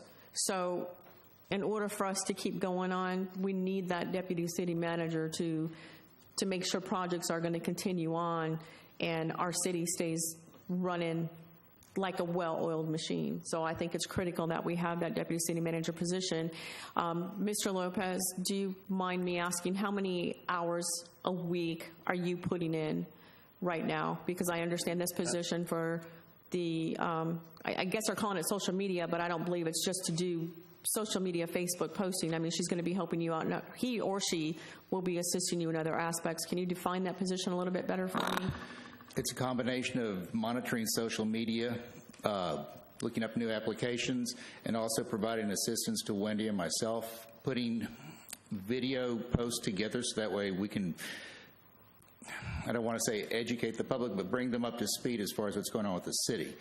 As far as the amount of hours that I put in, let's just say that if I leave here and I work less than 55 hours, I'm doing good. That's unacceptable. That to me is unacceptable. I mean, I haven't, not on your part. I appreciate it. Let me just say this. Thank you. Thank you very much. But that department, we talk about giving Jerry Mays tools. That department gives him tools. That person is promoting our city. So either, I mean, we say on one part we're going to do it, then we take it away on the next part. But social media does promote the city. Having those advertisements, having that TV show, those are all things that's making us look better. And to say it's okay to make an individual work 55 hours a week and take them away from their home and their family and their life is unacceptable to me.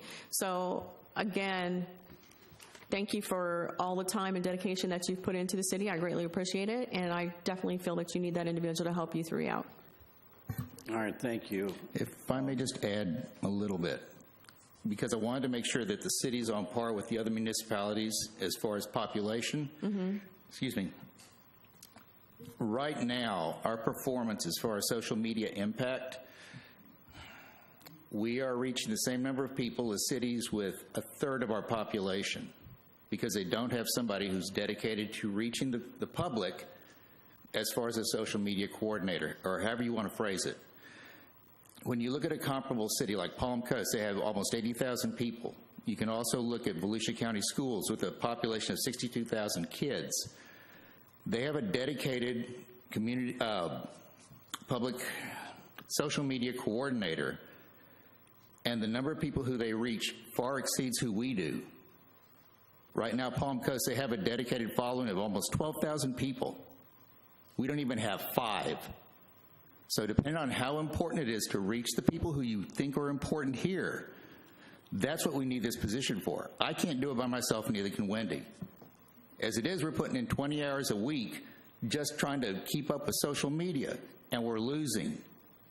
This position isn't to make my life easier. It will, but this position is going to help us communicate to everybody who's out here. That's the one thing that I want you to keep in mind. And I believe that's important. I know I think it was the city of DeLand. I went to a meeting that they had a couple years ago, and they literally did the same thing where they appointed somebody in that position, and that individual was able to reach thousands of more individuals. That's positive for your city, and we want to see the city grow. So we've got to get out there, and we've got to start, like you guys keep saying, we got to act like that city of 90,000. Is that it, ma'am? Yes. Okay. Commissioner Hertzberg? I'm for leaving the budget for the city manager as is. We can decide down the road if anything needs to be tweaked and changed. The positions are budgeted. The millage rate has been directed toward this budget, so I'm in favor of moving forward to the next tab and keeping the budget as the manager's budget as is. Thank you, Mayor. All right, thank you. Commissioner Honaker, and then I'm going to speak. All right, thank you, Mayor. And just some notes, like the Volusia County School Board is looking at taking $2 million out of their reserve money, the reserve funds, so they can operate next year's budget.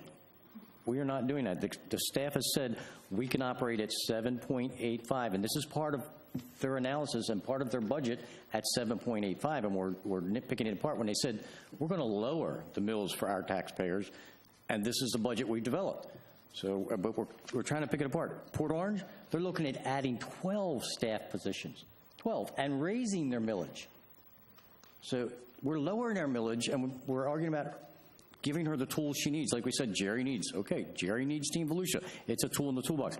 I've been here when there's a deputy city manager devoted to being a deputy city manager and an administrative assistant for both positions, the commission, and it works. You have to have that. I agree with Commissioner Bradford, who's not here, and to hear me say I agree with her, but I do agree with her. You need that in business, in any business. A city is the largest city in Volusia County, and we're nitpicking this thing to death. And they came in, they said 7.85, so I'm for just leaving it as it is. All right, thank you. I want to add,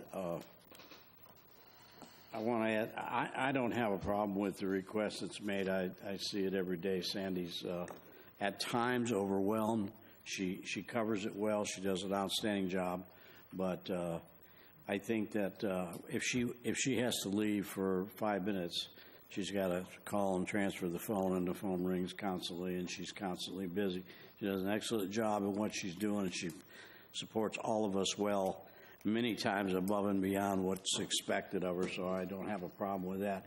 There's one thing missing in here that I think it's, I don't want to add something new. I just wonder where it's going to fit in this, and I'd like your ideas.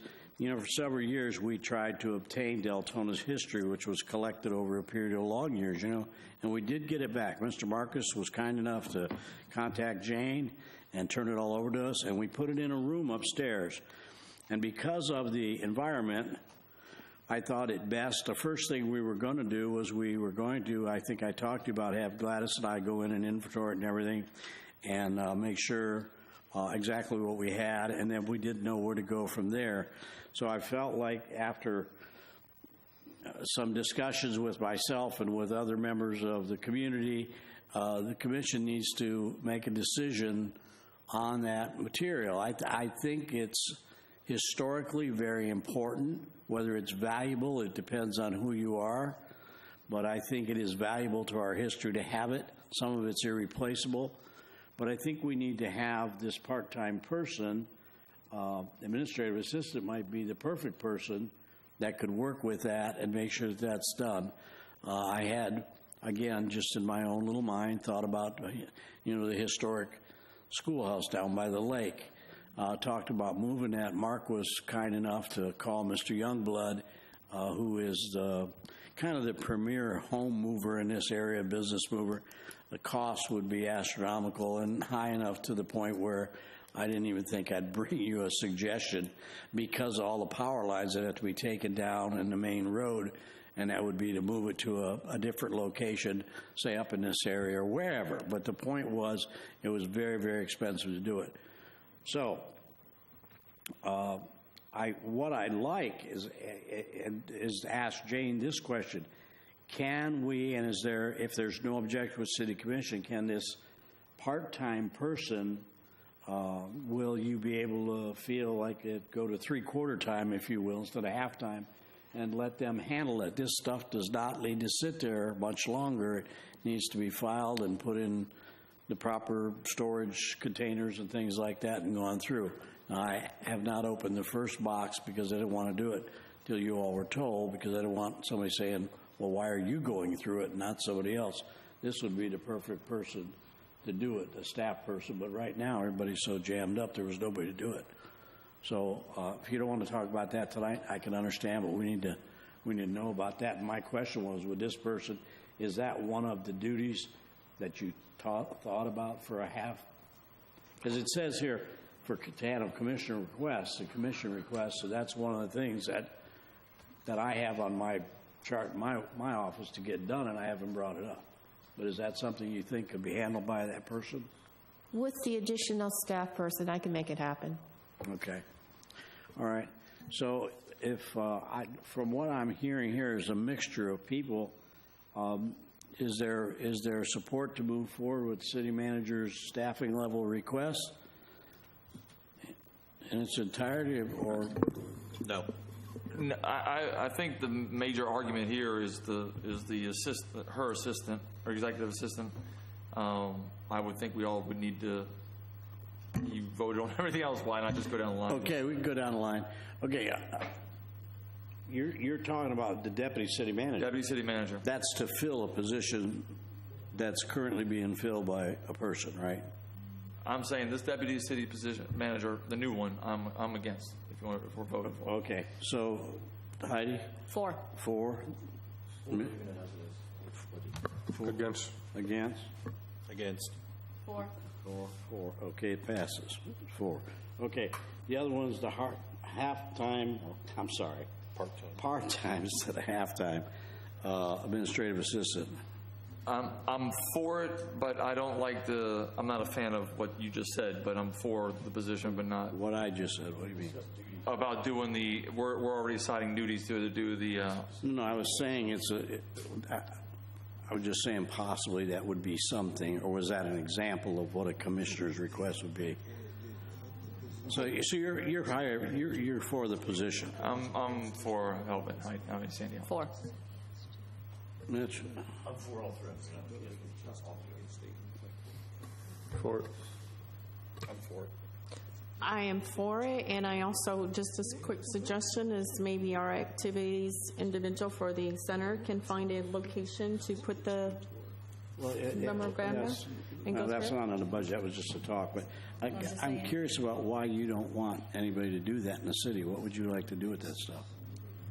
What's your suggestion, I mean? That's not on the budget, Mayor. We can go. No, okay, okay. Where it's already been an hour and a half. We made it through not even 2 tabs yet. I'm just curious. Okay, next item is the community center. You got one more position. Oh, I'm sorry. Social media. Social media.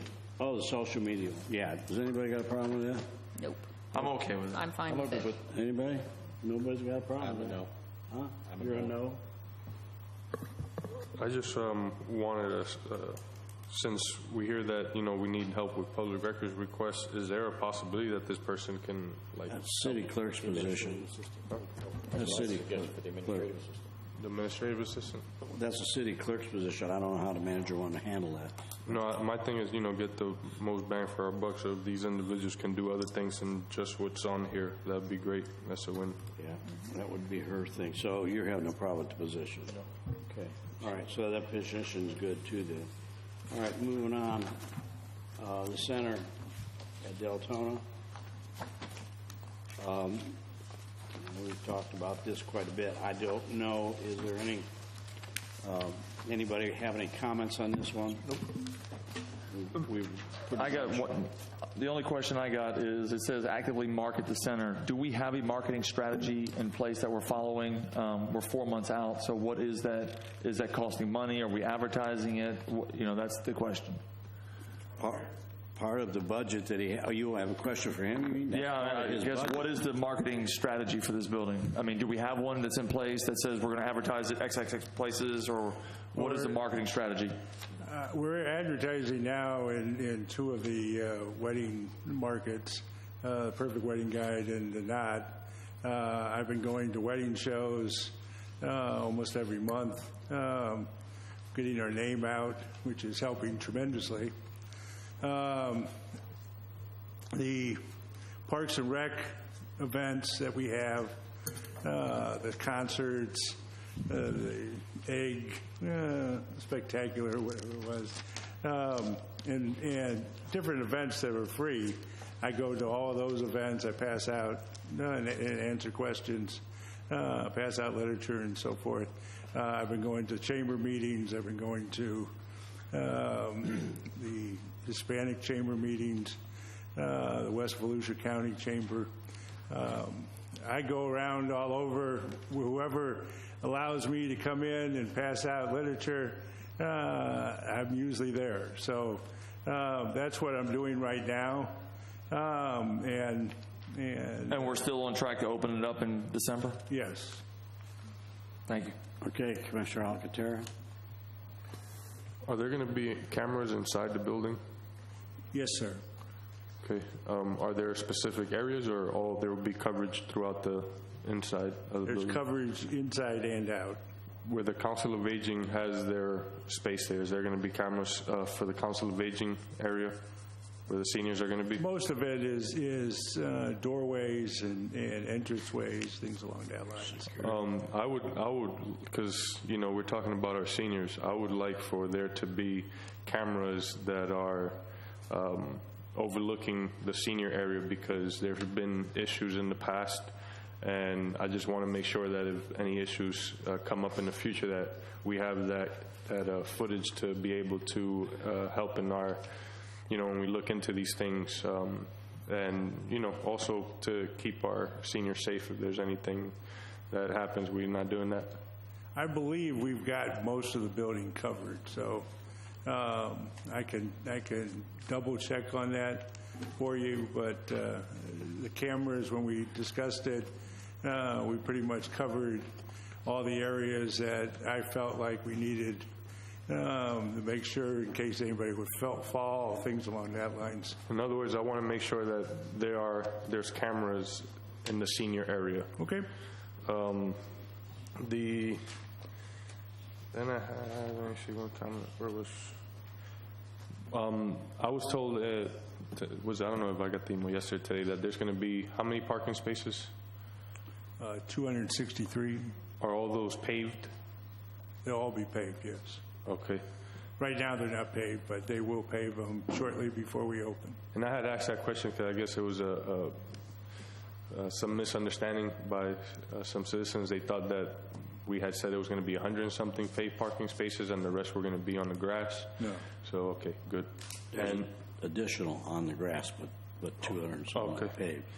And then my only additional comment is that whether with the Council of Aging folks, when we're doing these agreements for use of facility agreements, that we demand that we have bilingual people or folks that can speak Spanish, because a lot of the seniors that go to the community center now, majority of them speak Spanish, and they're older. A lot of them don't command the English language very well. That we're over 30% Hispanics here in this community. That we, whether it's with your staffing, I see you're going to be bringing in more people, that we have someone who's bilingual, that folks can communicate. You know, if they can't communicate with you, they can communicate with someone who's working with you. No, so that's my thing. I definitely wanted to have my receptionist be able to speak both languages. Okay, and I guess that's something to the city manager with the Council of Aging folks, that if they don't want to hire their site manager to be bilingual, then maybe they can have an assistant that can help them translate or whatnot. But I've had residents come to me, tell me that they have trouble communicating with the site managers, and they've had bilingual speaking site managers in the past, but they come and go. And I just want to make sure that we look out for those citizens as well. Thank you. All right, Commissioner Bradford. Wait a minute, excuse me. Commissioner Alcantara, if you want to do that with their facility use agreement, you have to make an amendment when the renewal comes up for them to do that. And also you can't demand. When does that come up?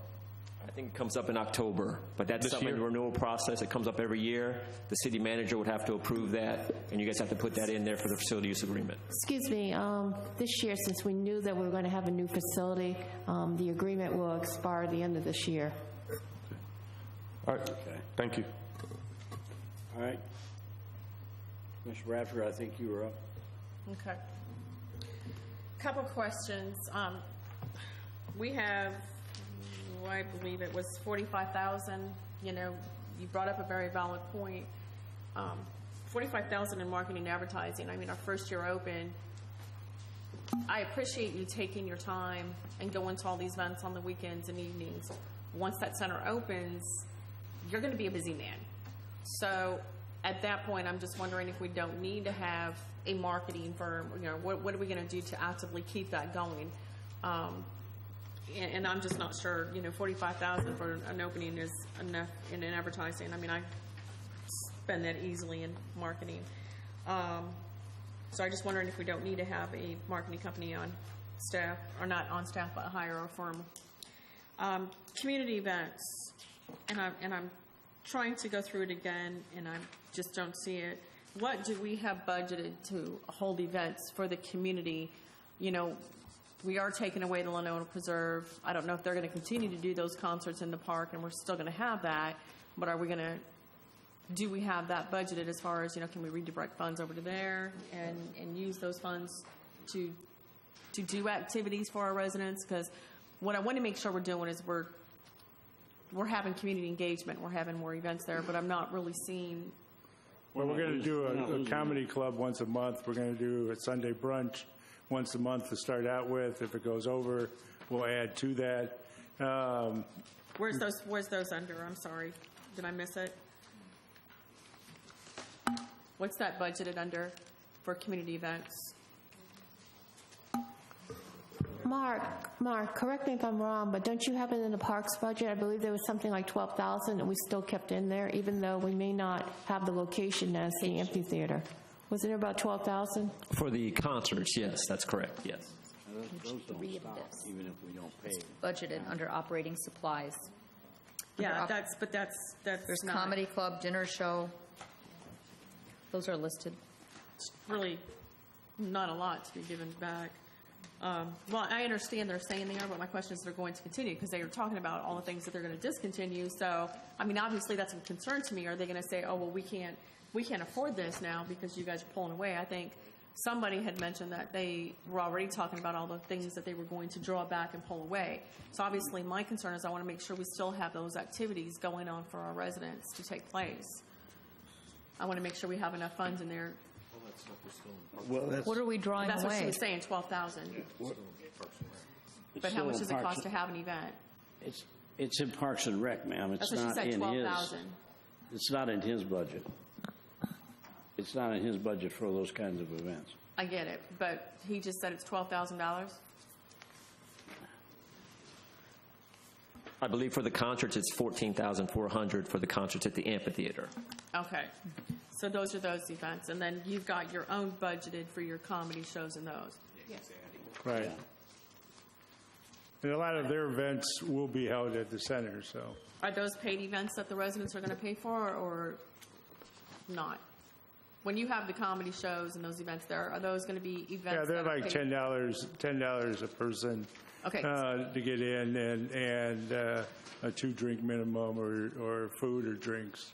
Okay, so that's what I'm talking about. Combination. Everything we're doing is paid events. We're not, Yeah, we'll be selling tickets for most of these events. So. and there's only enough in there for the concerts for the other events. So there's no additional activity.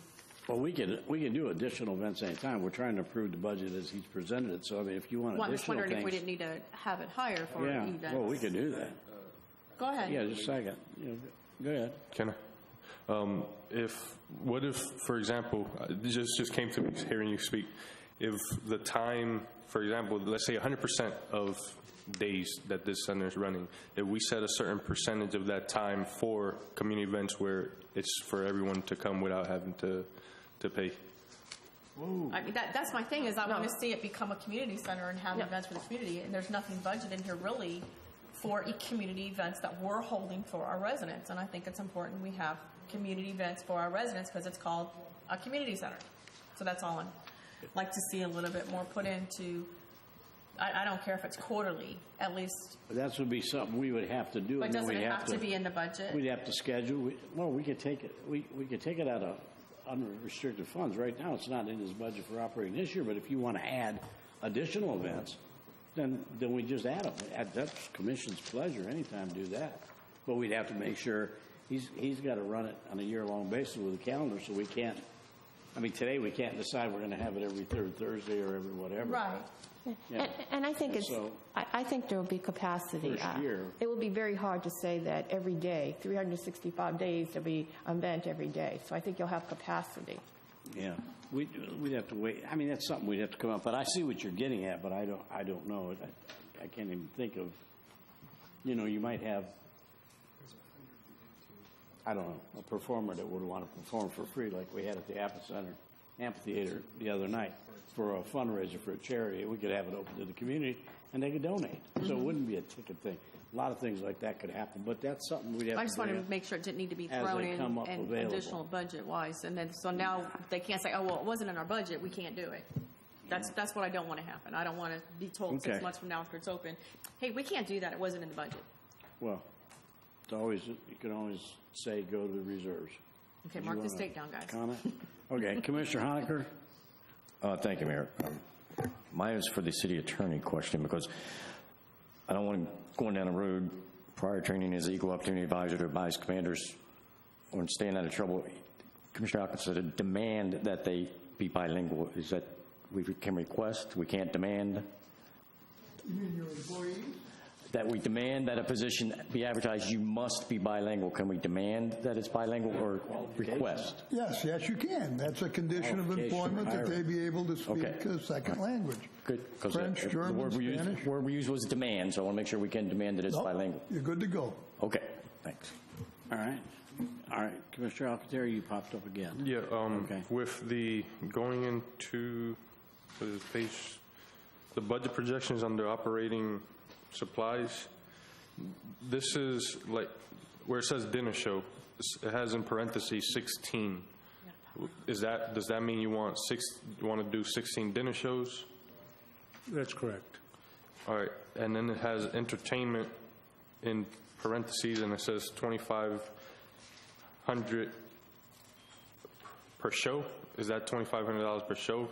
Right, that's what I'm estimating. I mean, I'm going to try and get entertainment cheaper, and we're going to have to put flyers and things along that lines out. So I'm just kind of overestimating just to make sure that I cover myself, because some bands are more expensive than others, some entertainers are more expensive than others. So until I really get to the heart of it and know exactly who I can book, one band might be $3,600 and another band might be $850. Now this 5,800 that's here, that goes with the dinner shows.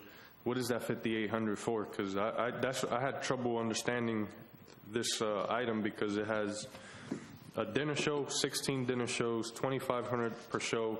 But then when you look to the item, it has one item, $5,800. I don't understand that. Can you help me understand that? Well, actually, the dinner shows didn't get plugged in. The comedy club, that's the comedy club show. That's once a month. That's $750. So this $53,500 doesn't take into account the dinner shows. No, the dinner shows didn't get plugged in. So then the numbers are not incorrect that's being presented here, or what's the issue?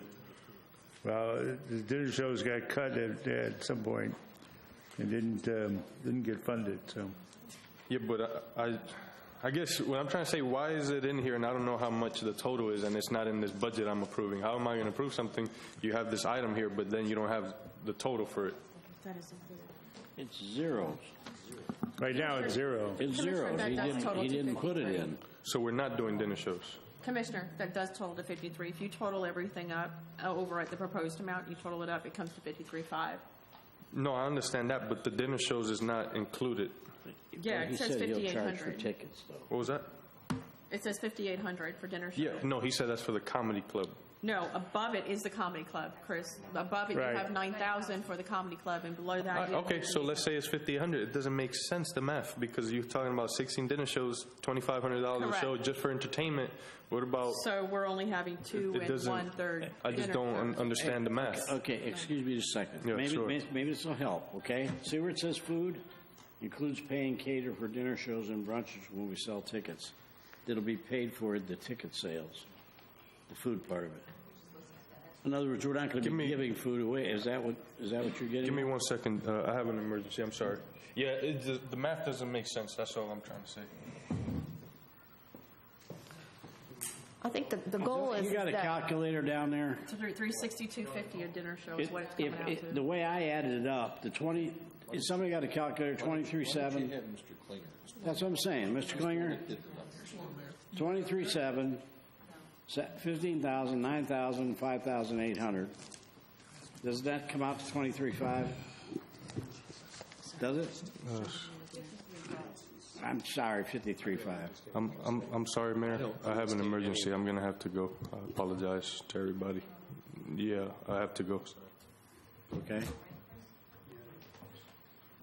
You gonna be back at 5:30? I may or may not be. It's a family emergency, sorry. I'm sorry. All right. Okay, so it well, says I'm 16 going to clear dinner this shows. up for Commissioner Alcantara. He's got to leave. The 53,500 is right there, right? Yes. Yes. Okay. So I guess where the problem was, where it says food, that it says one quantity, it's zero, but it explains it. I mean, you guys did. I No, think you did okay. that's not what he's looking at. including paying dinner for shows, brunch, you would sell tickets. In other words, there's no food amount because the tickets are covered. The food amount. No. I think that's what he's talking No, about. that's what he's talking about. No. He's talking What's he about talking about? under 001750 52520. No, operating supplies. It says dinner show 16, entertainment 2,500 a show at 5,800. So that Oh, it means that doesn't each add up. show would be 362.50. Yeah. So is that incorrect? I think that 16 should be 2. Okay, so there's only 2 dinner shows. Chris, is it Chris? 2,500 a show? Yeah, well, we were going to have 16 dinner shows I at think that was the 2,500 plan, and show. it got changed to 2, and the 16 didn't get changed. Oh, okay, that's 2 the first year.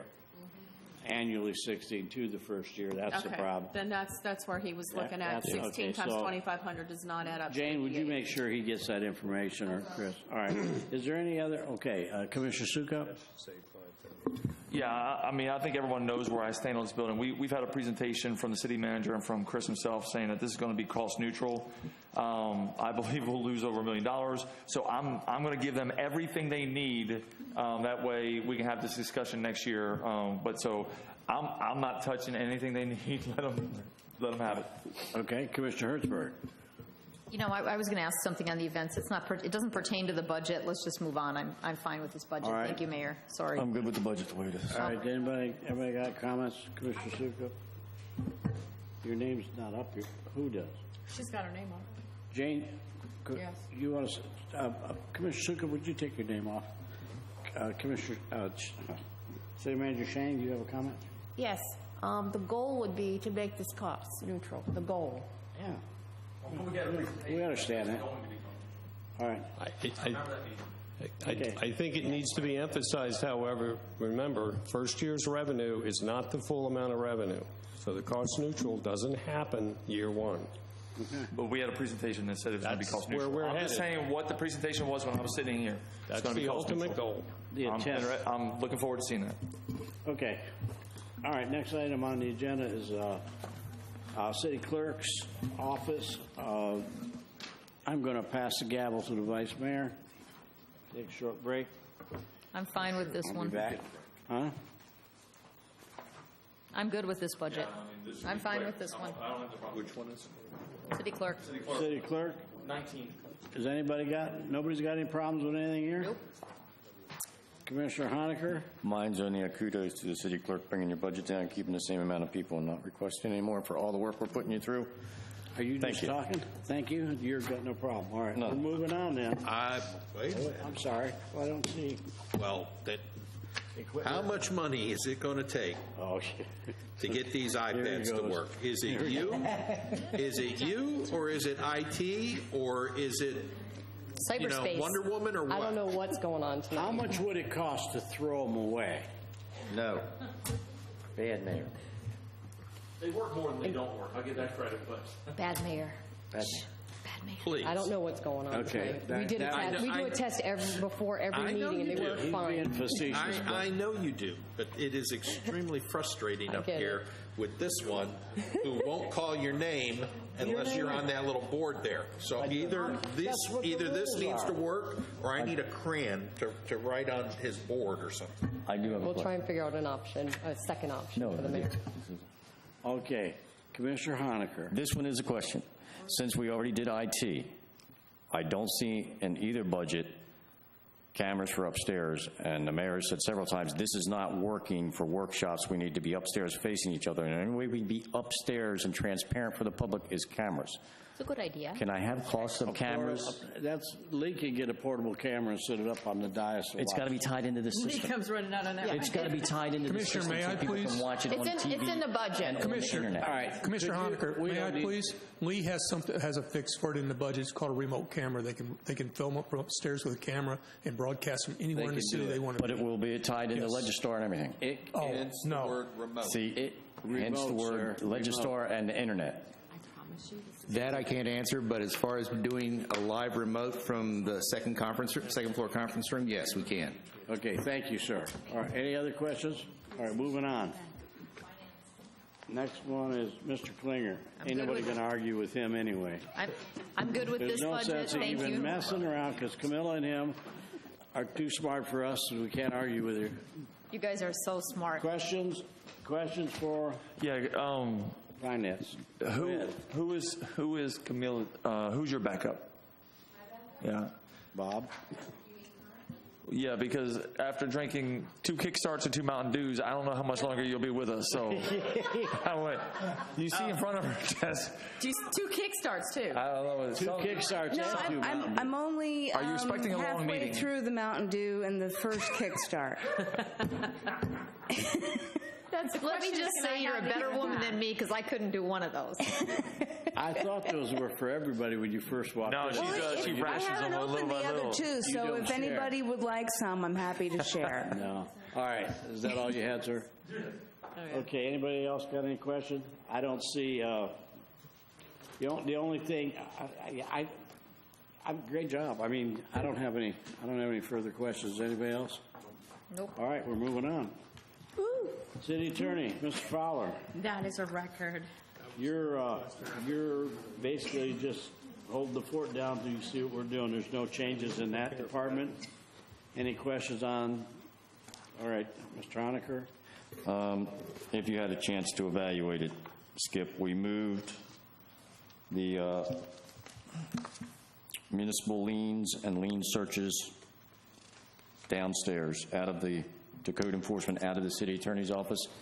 If you had a chance to evaluate it, is it working out results and legally? Results-wise and legally-wise, it's all working out okay with you? Yeah, as best I can determine, the answer is yes. Okay. All right. No questions on the budget, then. I like it as the way it is. Pass the city. Next. Human resources. All right, now I'm gonna bug for a minute. This finds you up. You're gonna have to look because it's not working. All right. I'm good with this one, Vice Mayor. Commissioner Sukup, do you have anything?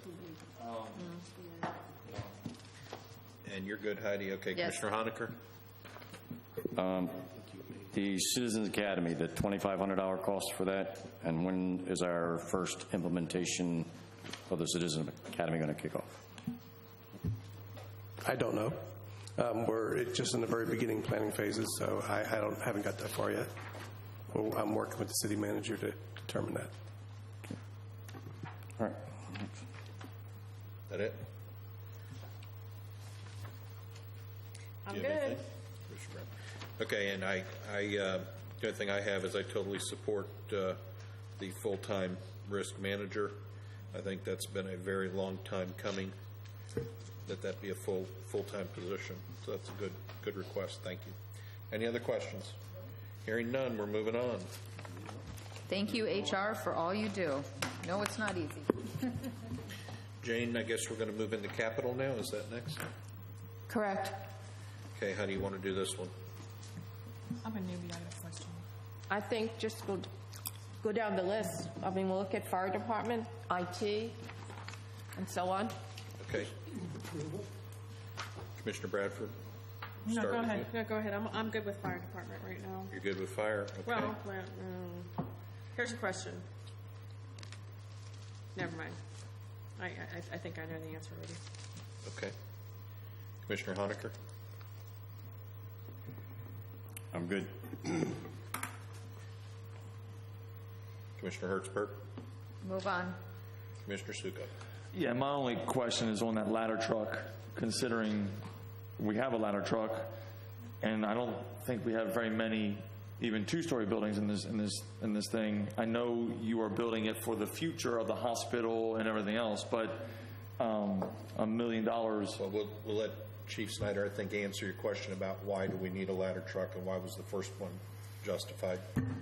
Well, right now, the current ladder truck that we have is 15 years old, and our current vehicle replacement policy, our fire apparatus generally run 10 years front run and 5 years as reserve, just because of the amount of miles we put on them and the hours that they run when they're not running down the road. So we've had some problems with maintenance of the vehicle as well. We've just had to fix both stabilizers with the hydraulics to the stabilizers. We just put a new turbo in it, and the vehicle is just to the point where it's pretty much ready to be replaced. So, can you just tell me why we would take a ladder truck over a regular fire truck to a scene? Well, we basically the concept of this ladder truck is it's called a quint. So it basically is a fire truck and it's a ladder truck combined. So instead of going and buying a regular ladder truck and then having a separate engine in the station where you'd have two different vehicles that you'd have to take and transfer people around and stuff like that, this is one truck that's combined together. So it has a pump on it, it has the ability to act as a fire engine, and then when it's needed, it has the ability to act as a ladder truck. So that's why we purchased this vehicle the way it is. Now, I might have heard rumors or whatever, but did not a couple businesses in our city help pay for this one? No. Originally, when the golf course was going to build 12 multi-story condominiums, there was a developer's agreement put together that the golf course would help fund a ladder truck. When he didn't build that, the city moved forward and purchased a ladder truck itself. Okay, because I was told different from the owner of that course. So he said he did pay the $250. No, sir, he never paid a dime for it. Can you tell me if we've ever used a ladder?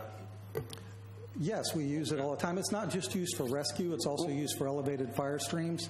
And we have used them on several structure fires. We've used them on several brush fires. Yes, we have used it before. Okay.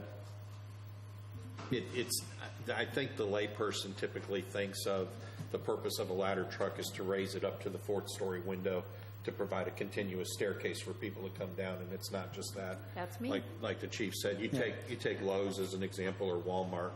The ability to reach over the top of the building and to be able to spray water down from that elevated point is what you're probably going to see it most likely used for. Well, and I'd say my only question, like I said, I passed that ladder truck in New Smyrna Beach, and 2 weeks ago, and there was no fires on the road as far as I know, but I did pass a ladder truck. I just don't understand why, if it costs that much money, why are we just, what? Well, and the one for New Smyrna Beach, they just spent, I think, $1.3 million for theirs. So we're kind of being a little bit more judicious with our money. And plus, this ladder truck also has single axle capability on it. It has single axle on it, which for the roads of Deltona is pretty much vital. Dual axle, you need a lot more room to turn around, that type of stuff. This one has a single axle on it, which would help us tremendously. And it is also not only for current, but also, like you said, for the future as well. For, we got the hospital coming in, but we've also got the movie theater that is a pretty tall building in right now. We've also got the 3-story buildings over there in Sterling. If we needed to reach over that building for some kind of fire that was in maybe one of those back buildings and stuff like that, that elevated fire stream is probably more of what we would use this vehicle for. Well, it just goes back to what I would like to see is, and this is just me, is a cheaper vehicle to show up on these scenes. I know you use the fire trucks for all the equipment, but to run them to every accident scene costs a lot of money in the long run for the same reason why we got to replace this, because of miles. Well, so I'd like to see some other type of vehicle that we could purchase that would save us money on fuel, on expenses, and everything else down the road. So kind of the concept of the engines in all the stations, rather than like rescue trucks and stuff like that are smaller, is that fire engine is kind of like a Swiss Army knife. It's kind of the jack of all trades. You can do anything and everything with it. So if a call comes in, you can take it to a motor vehicle accident, you can take it to a medical call, you can take it to whatever, and it'll be able to handle that event. If you put a rescue truck in there, which is a smaller vehicle, now you've got to cross-man that. If they're out in a truck and a fire comes in, they got to run back to the station to get the engine and go. So it's kind of one of those things where if you're going to staff both those vehicles, a smaller vehicle and the larger vehicle, then you're probably okay. But if you're going to cross-man it, then you run into problems with when one truck's out and you need the other truck. It's kind of, one of those things we run into for, brush trucks. When we need a brush truck and that truck is in the station, or our squad, for example, when our squad's in the station and the truck is out and we have a squad call, that truck has to run back to the station, get the squad and go, which then increases our response times. Okay. You done? Yeah. All right. You want to take the gavel back, or you want to talk? No, Capital. I know we put off the ladder truck, 4 or 5 years ago. It's time we move. We got, with the plans for the hospital and all the other things out there, I think we're gonna need that. So that other one's getting a little tired looking too. Yes, sir. And it was a demo when we bought it, so it had some miles on it when we got it. What kind of hours are on that thing now? 9,000. We use it only 9,685 hours on it right now. Okay, so it'll be 10,000. He's okay. All right. I didn't take my turn to go. Okay, On go ahead. capital. Chief, the only thing that I am going to comment on that I don't see in here is I don't see a request for ballistic vests. I want to go on record as saying I believe that we've reached a point in time in this business that is becoming a required piece of equipment, and I'd like you to consider looking at that, getting pricing, and getting with the manager on that before we have an incident where we wish we would have had those ballistic vests. I think it's time we look at that and look for grant money that might be available for them. Okay. And we have looked into them some. They now make some that are one size fits all. One of the problems we were looking at before was, custom fit like the police departments have. Now they make a one size fits all, so we could actually save the cost of having to buy one for everybody and just have one in each seat. But we have been looking. So with 79% of our calls being rescue and a good majority of those now on the increase involving violent crimes, involving assisting the sheriff's office on drug overdoses and such, I feel it's a necessary piece of equipment, just as a helmet or a piece of bunker gear. And many agencies all across the state and all across the country, it's becoming standard issue. Seminole County's issued them to all of their people now, and I think it's something we need to consider. So even though it didn't make it into this budget request this year, I really don't want that to stop your consideration of it and to move it forward. And I would support the manager transferring funds out of the general fund should you come up with a good program and a good pricing on it. Money should not hold us back on protecting our people who are continually in harm's way of a violent society that's becoming more and more involving the fire service. We can look to Orlando and what happened with the Pulse issue, but it's happening on a daily basis. So I just want to encourage you to move that research forward and look at bringing something forward to the manager at some point in the near future. Okay. I'd just like to add one thing. I don't know where periodically I get stuff, forwarded to me. You're usually on the list anyway, but there's some bunker gear now that's protective gear. That's, the armor, ballistic gear, some bunker gear, so you might want to look at that too, rather than the traditional, we think of vest underneath bunker gear because of the heat and all. Yeah, but there have some bunker gear that's lined or something with Kevlar or something. I haven't actually seen bunker gear, but what I've seen at the last Chiefs meeting we had, or two of them ago, I'm sorry, we had a distributor come in and give us a model on them that has that one size fits all, and they're making them look like bunker gear. Well, maybe that's it. And that may be what you're saying. Does it look like bunker gear to me? But I was surprised but every once in a while I'll get, I guess they send them to, the mayor's office, so I get them, but they usually say fire chief on there, mayor, and whoever else. Yeah. Okay. It kind of defines you as a firefighter and kind of makes you not look like a cop, so you're not so much of a target. All right. Any other questions? Okay, moving right along. We're going down now to information technology. Anybody got anything on that? I just have one quick question. Go ahead, ma'am. Okay, so on page 2 of 3, the third line down, secure ID and PC management solution for the audit comment. Can you explain that, Steve, and why don't we have anything this year? Well, we did the audit last year, so we have the information that we have from the audit, so that we've included that into the security platform. We've purchased a security software system that will allow us to put things on the web page, educate our staff, and also give us tips so we can move on. So you already bought it for this year? Yeah. Okay, so and then it starts in the next year, then we do that every year? Yes, Okay, it's a subscription. Okay, thank you. All right, any other ones for that? All right, moving to Parks and Recreation. I got one there. On IT or on Parks? No, on Parks. Go ahead. First thing, message boards. Are we renting our own message boards? Is that what that is? What's the message boards, 30,000? We're buying 2 more message boards in addition to we already have. You're talking about those orange things that we put on the side of the roads? The ones on the side of the roads, yes. So we're not doing away with those. I thought that's what the banners were for. The what? The banners. You know, the ones that It's in addition to the banners. City on the Move. It's in addition to the banners. Those message boards will increase what we already have in stock right now. Okay. And then the boom mower. I'm assuming that's so we can mow the I-4 interchanges? Booms. We're going to mow booms. The boom mower. The boom mower. That's the one that does slopes that you and reach all. over and mow.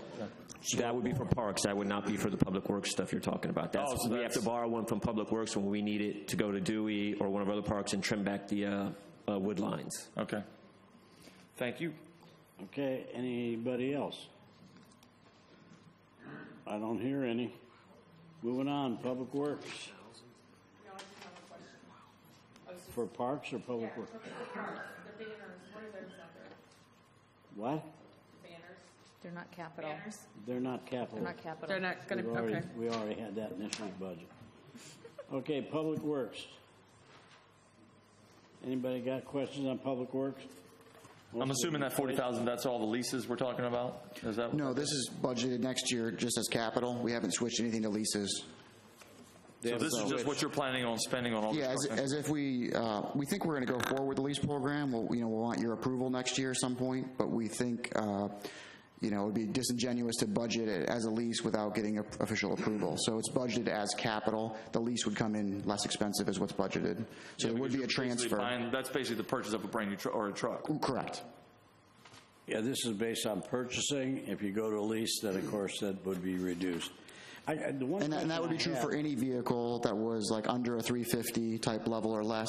Parks, anyone could be part of the lease program. Is it possible, City Manager, to get a list of the capital improvement projects that we were scheduled for last year and the ones we did and did not do? Just a list of those? Just one simple list? Sure. Thank you. One thing I noticed, our fuel, we purchase our fuel, of course, in various different ways and so forth and so on, and we have our own tanks. But I noticed the fire department likes to use diesels, and yours does indicate diesel. Your 3/4 ton pickups and things like that. You're not. We're typically gas. Our diesels for our large equipment. We do have a diesel shop truck. Is the chief still behind you? Chief, why do you go with diesel on your? I'm just curious. Because diesel's so much more expensive, but because yours run long periods of time in that? Yeah, that was the thought process behind it. Plus, it's also, better torque for pulling things and things like that, and that's what was done in the past. I heard that when you leave vehicles run a lot because you have to, the diesel's better. Okay, that's all, just a question. Okay, anything else? Yeah, there's... On Public Works? Matt, you've got in here this Z-Track mower, which just raises the question that I should have asked you in the regular budget.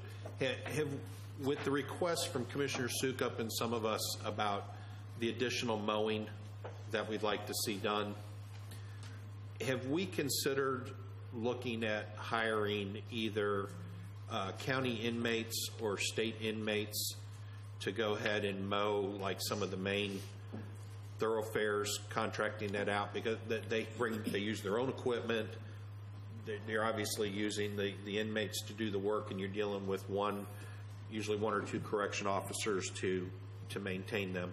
And I know there was a contract at the fire department training center that they did all the lawn maintenance out there, and it was considerably cheaper than them having county public works mowing at the training center. I was just wondering if we ever looked at those contracts with corrections to do the additional mowing that we're looking at trying to do. Yeah, I personally have not looked at it yet. I think it's something that typically you don't bring those forces into the middle of town, but now that we're talking about maintaining along I-4, that's something that probably makes more sense to do. And I just want to clarify that mower is in year 5. Sorry. Hey, Chris. I saw a lawnmower and it reminded me of that, but.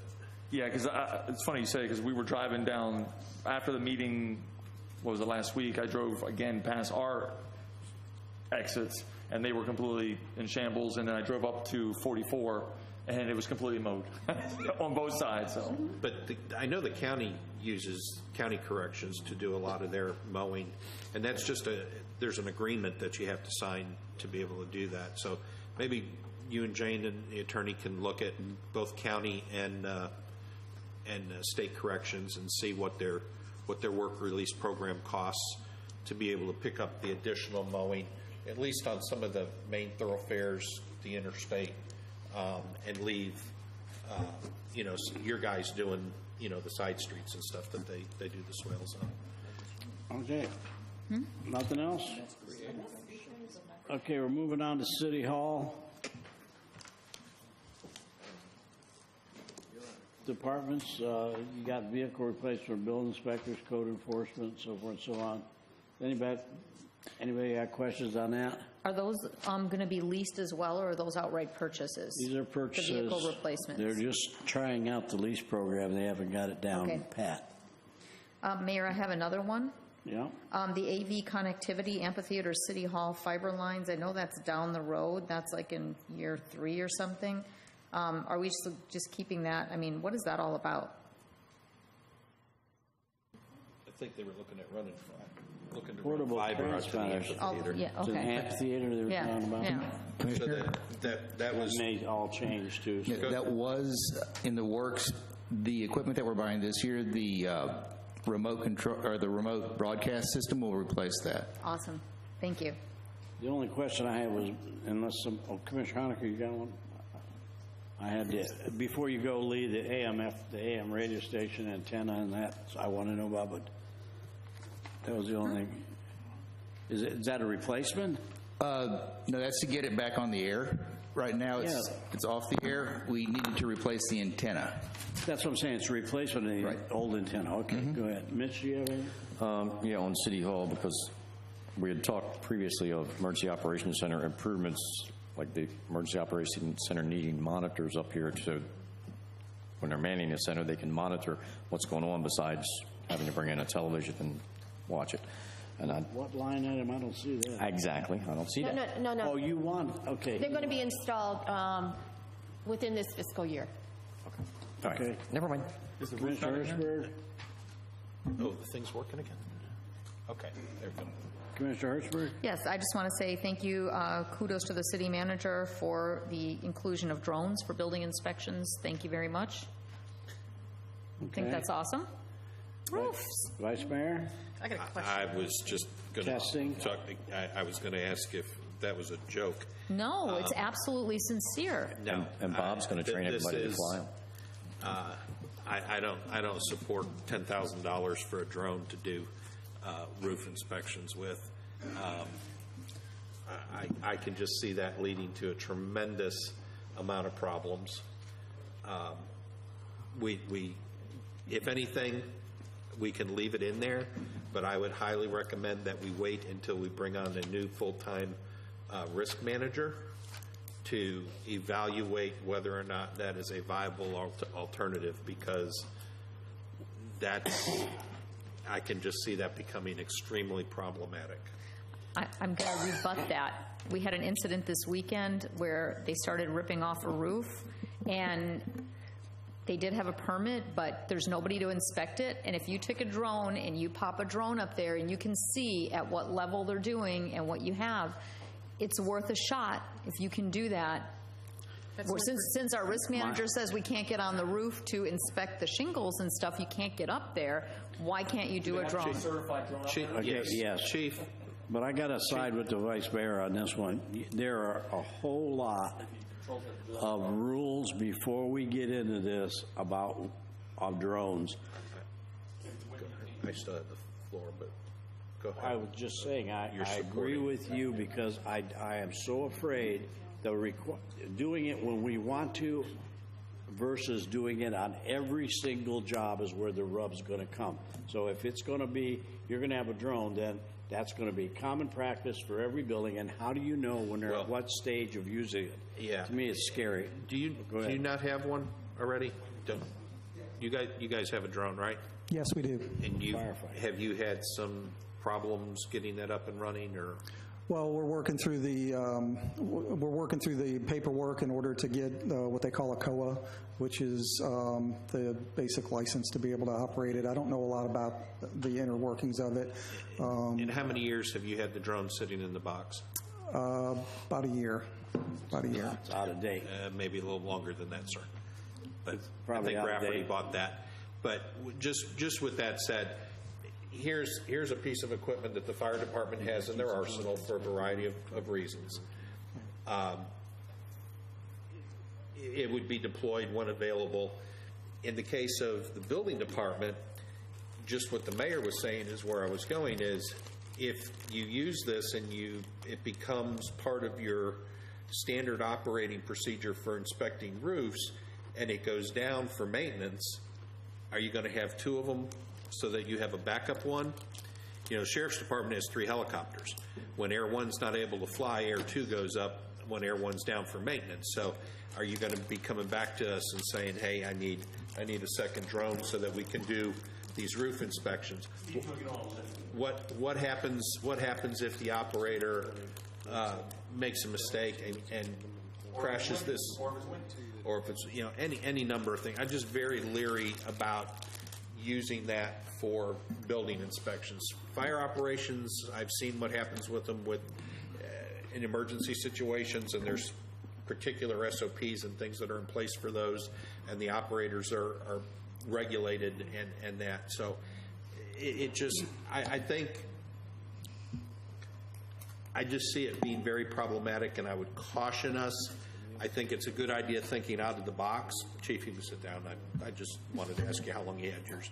All right. But I'm just very leery about that and some of the liability that could come along with operating one of those for doing roof inspections or other type of inspections. But We have a drone, an actual trainer that lives in Deltona, who, I think you were down there, weren't you, Mitch, when he was using the park, the Vets Park, because of the helicopter and different things there for testing. Channel 13's person, he was checking him out on that. There could be some serious problems with that if we don't have people qualified and knowledgeable and set parameters. So, Commissioner Bradford? I'm just going to make an assumption here, and I'm going to assume I'm right, but I want to ask anyway. The munis permitting, that's a one-time fee. There's not going to be like an annual renewal fee or anything for the Munis software? What? Munis, the software, permitting software, building services, $260,000. I'm assuming it's a one-time fee. We're not going to have like an annual fee. There will be support, annual support costs. There'll be maintenance that'll be tied into the annual Munis package. It's another module. But is this $260 annual, or is No. The Okay, that's $260 what I'm is the saying. package. So I'm assuming it's going to be minimal for hereafter. And then it would probably, ballpark, I think we're paying about $4 or $5 grand a module. Okay. And how many modules do we have? We've got like 14. We're at Okay, so 4 or 5 grand times 140,000. 14. Well, we're at $145,000 for our Munis support contract. Okay. So we'll probably be closer to 150 next year. Okay. And then the drones, no. Couple questions on those. And I want to applaud for the being creative part of it. If it had hands, I would love it. But the problem is when you're doing a roof inspection, that only works for the first 2 phases of a roof inspection. But if you have to check the nail pattern on a shingle, and you need to see the nail pattern, you have no hands to move things around. You want to check flashing. There's a lot of things that you need to do that you can't do with a drone. So there's certain aspects of it that I think it would come in handy for, but then there's the other sides that you're not going to be able to see. So, but I give them kudos for being creative. Yeah, let's see more. Let's find out more about it. All right, yeah, we need to find Yeah, I out a lot definitely more need more about about it before it. we move forward. Is there any other questions or comments? Well, I think that we've done it. No way. City manager, do you have anything else? Trailers. Are there any questions with the sheriff's office? Yeah, is that $10,000, is that for new ones, or is that just to keep the ones we have going on the license plate readers? No, these would be additional ones. So we'll have 8 tag readers across the city. Well, these are on trailers. They're on No. trailers, yeah. The license plate reader system. Portable. They can be moved around. No, the trailers on the front. The license plate reader systems are $10,000 each. That's the ones we have right now. That's those static poles. ones? Yeah. So we're talking about adding. So we'll have 8 places around the city to read tags. Lieutenant, are these speed trailers with the LPR system on them? No, that's one speed trailer. If it indicates trailer, it is going to be the speed trailer. That's a trailer, but the without other one. seeing it from my eyes right now, what you guys are looking at, because I wasn't able to get a copy of the budget. It has, yeah. Does it say trailer? It has one trailer and then it has 4. Okay. The trailer, I can explain it then. The trailer, exactly what it means. It's a trailer, kind of like the speed indicator trailers that you see. The 4 that it says are going to be individual static, but when it don't let the 4 confuse you, because technically each roadway, if you see, are the static locations that we have now. Those are 2 cameras per static location, if that makes sense. Okay, so really the 4 cameras would be 2 additional Two additional going right, locations. left, or whatever. Two additional locations. If you look at page 10, yes, on the back. all the way to the back. Pages 8 through 10 for It's static LPR reader, $40,000 LPR speed trailer 2 1. trailers and 2 Right, that's my question. So we're going to put, so we'll have 2 more locations. Yes. 2 more static locations. Yeah. So we're putting them on the trailers. No. No. One trailer. So last time we 2 trailers. Read it. LPR 2 speed trailers. trailer 1. LPR speed trailer Okay. 1. Then 2 We have 2 trailers right now. We'll have 3. Okay. and LPR. So last time the cameras were bought, I'm trying to remember, didn't it come back then before the commission for more money for the posts, the special posts to put those on? That's not in here. Not the trailers. I think that's where we're getting confused. No, I'm talking about the static license plate reader system. The static locations, yes. Additionally, when we initially started the project, we were under the assumption that the cost of the poles and everything would be a part of that, and or being able to use the Florida Power and Light or Duke Energy poles. Unfortunately, that wasn't the case, so that's why we had to reapproach the commission for the additional cost. Now, with that in mind, we have already budgeted all together. The permitting, everything's down to, well, if you will, to a science that we have now. So, yeah, hopefully that answers your question. Okay, so that was my question. So this includes the cameras, the poles, the permitting, and everything. Yes. So we're not going to have to. Okay. No. So there should have been, like last time, where we had to reapproach the commission for any additional cost. Okay. Unless it's for unforeseen reasons, but yes, it's budgeted. Thank you. Okay, thank you. All right, there being no further business, we got to the public comments portion. What? City manager, there's no more commentary, there's no more discussion? All right, let me just recap. My understanding with my math, there has been no change to this budget. There's been some dialogue and some issues, but what has been agreed upon, there is no change to this budget. It budgeted as it stands. Correct, that is my understanding. Commissioner Bradford, would you take your name down? All right, now there's absolutely no public in the house unless one of our residents who works for the city wants to get up and speak. Probably not the best. So we'll close the public hearing. Mayor, I just have another question. I just need to ask about the amphitheater funding. It's not in the budget. Do we have supplemental funding for the amphitheater? And is that something that we are going to talk about? Because the $250,000, if we don't budget it, shuts down a portion of Lyonia and the amphitheater. That's something that I want to bring up, and I know that it's in here Okay. somewhere, so if we don't discuss it now. No, ma'am, I'm not going to stop for that, but I'm just saying, we did not include it in the budget at the direction of the city commission, so it's not in there. But we did include the cost in parks to put on the events that we put on down in the music. So Then are we- unless the county comes back with and our staff in the county create some sort of alternative agreement, which they're still working on, so I'd like them to finish working on that before. But right now, the commission was pretty clear that they didn't want to pay. Mayor, if I may, did we not ask to meet with the county council to discuss that as one of the topics? I was going to bring that up when I was done, but anyway, yes. And does that answer your question? Yes, for so right now? just to be clear for the general public, there is no funding in this next fiscal year, 2017-2018, to fund the amphitheater or Lyonia. Our $250,000 No. agreement is not part of this budget. Am I correct in that, Yes, for the ma'am. record? You are Thank you, exactly, Mayor.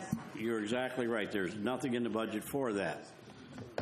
Okay, now, for the commission's benefit, I will read,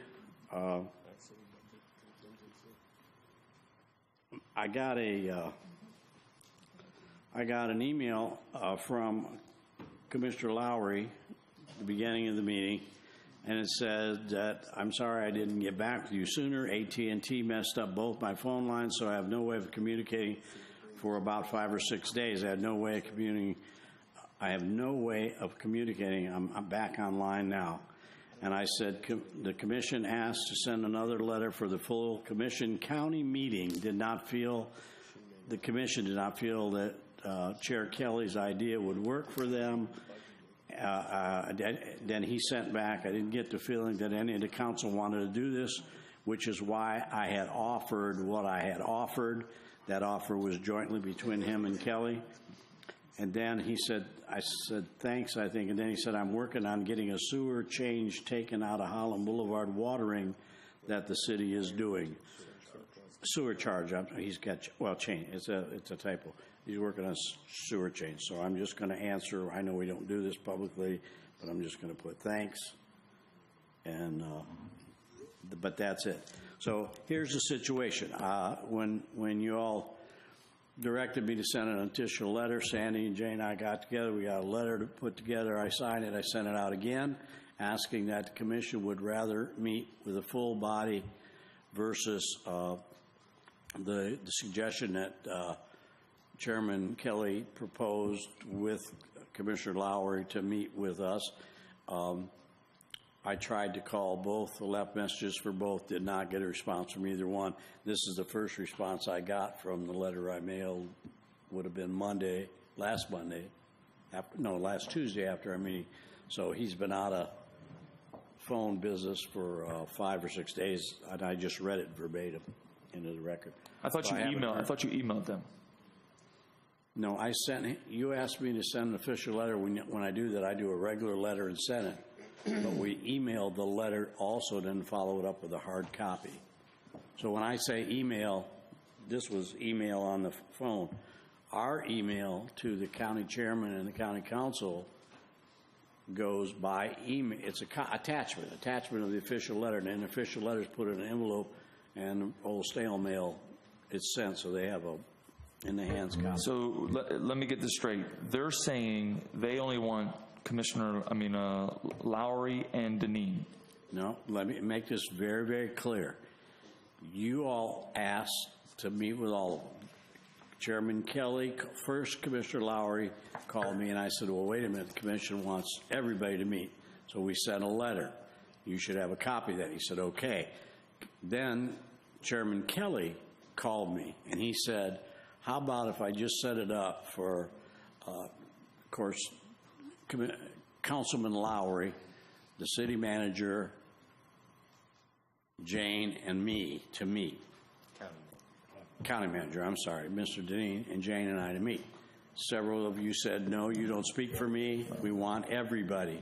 So I wrote back what you said. No, we decline that meeting. Thanks for your offer. But we would like to, the commission is adamant that they'd like to all meet. So, well, and my concern, here's my concern. And the people of this city, we vote on an at-large position, so that's CUSAC, and we vote on this one. So those two should be here no matter what. Well, not to add more and the fuel, chair. not to add more fuel to the fire, but I haven't heard back from Chairman Kelly yet on, and it didn't come up Thursday at his meeting that I know of, so I can't answer for him, but Fred told me that he felt that there was But that's what I'm support. saying is I know me and Chris are on the same page. I believe that our at-large, the county councilman who represents Deltona, the chair, and the county manager, if that's what we can get, then that's what we need to take. I'm not happy about it, but we need to meet with them as a group. Or we go to the chambers, just like we said we were going to do. If they're not willing to, then well, we'll be standing in the chambers. let's be professional about this and wait and see if we get an It is answer. professional. We're going to go. Well, no, but I mean, you can't. Mayor, with all due respect, we have acted professionally. We are the largest city in the county. We have some real concerns, and we don't ever see those elected officials coming down here. Those that do represent us, the chair, the at-large. I haven't seen the only one at-large that since the comes is election. Commissioner Lowry, occasionally, and so we deserve the respect of the county council coming to sit down and meet with us. It's not an unreasonable request. And I've made that request in writing for you. You've done exactly what we asked. We're not beating you up. We're not beating you up. No. I'm waiting for an answer from Chairman Kelly, though, before he hasn't answered me yet. So, I mean, if he gives us an answer, it'll be the council doesn't want to. Then I think it's time that if you want to go down there and voice your opinion publicly, if you want to, if you want us to write a more strongly worded letter, I think let's wait and see. I think what let's we get an should official do, answer to our letter. I think what we should do if they don't want to meet with us is exactly what we did when the Deltona water issue came up, and that's rent some buses. Well, here's my question. One of the items. Would you give me the courtesy of allowing me to wait and try to do this as professional as possible and get an answer? I will follow it up with a phone call if you ask me to. If I don't have anything in writing, but if you would like me to call Chairman Kelly again and say how adamant we are on it, I will do that, or I can follow up with a letter. I think a phone call would be better, explain to him how serious we are about this, and let him bring it up his next council meeting. Do you think rather than they might be threats? Right. Do you think they would be more leaning towards meeting with us if they knew what we were wanting to meet with them for, so they don't feel like they're blindsided? I think they know. Believe well, me. I know they know, but then they watch our meetings let's and be they more. listen to what we're saying. So I don't want to do more to discourage them. I would like to try to work with them and get them into our building or us in their building to talk. And I know, the chief has sat down and he's met with the county as well, and I know they're working on part of it, for the plus and the transport, so maybe if we actually gave them a little bit more of, we're concerned about this and we're hoping that you continue to work with our chief and you continue to do what we need, But remember, I think Commissioner Knopper just said the same thing. I mean, we are the largest city. You would think that we would have representation contacting us all the time. I haven't seen the election. You'll see the at-large when it comes time to vote. And I haven't seen our own rep as many times. I think we should see them, considering all the things we need in here. I think every one of us agree with your statement, but the statement adds fuel to the fire. We're trying to get them to sit down with us and talk about it. And if we sit here and if you want, I'll call Chairman Kelly again and tell him how. Well, the reality is, Mayor, the reality is we didn't budget for the library extortion agreement and put $250,000 in the budget. So much for trying to be nice. Okay, go ahead. So that's off the table. Okay. We have other issues that we want to discuss with them that could have played a part in. But now that we're approving a budget, our hands are tied. We want to put the ECHO money. We want to put ECHO money in Lionia. We wanted to have this discussion before we approved a budget. Now we're moving forward with approving a budget. I don't know how much more plain it can be. Sir, I've made it abundantly clear, and I followed your directions, and I asked to not inflame this. You tell me what you want me to do. We did, and we're just waiting on an answer. I don't know why we're talking about this. Okay, We're waiting on an answer from the chair of Volusia County. Yeah, now you do. Works for me. Do you have any other comments, Jane? No, sir. We're adjourned to a 5:30 meeting.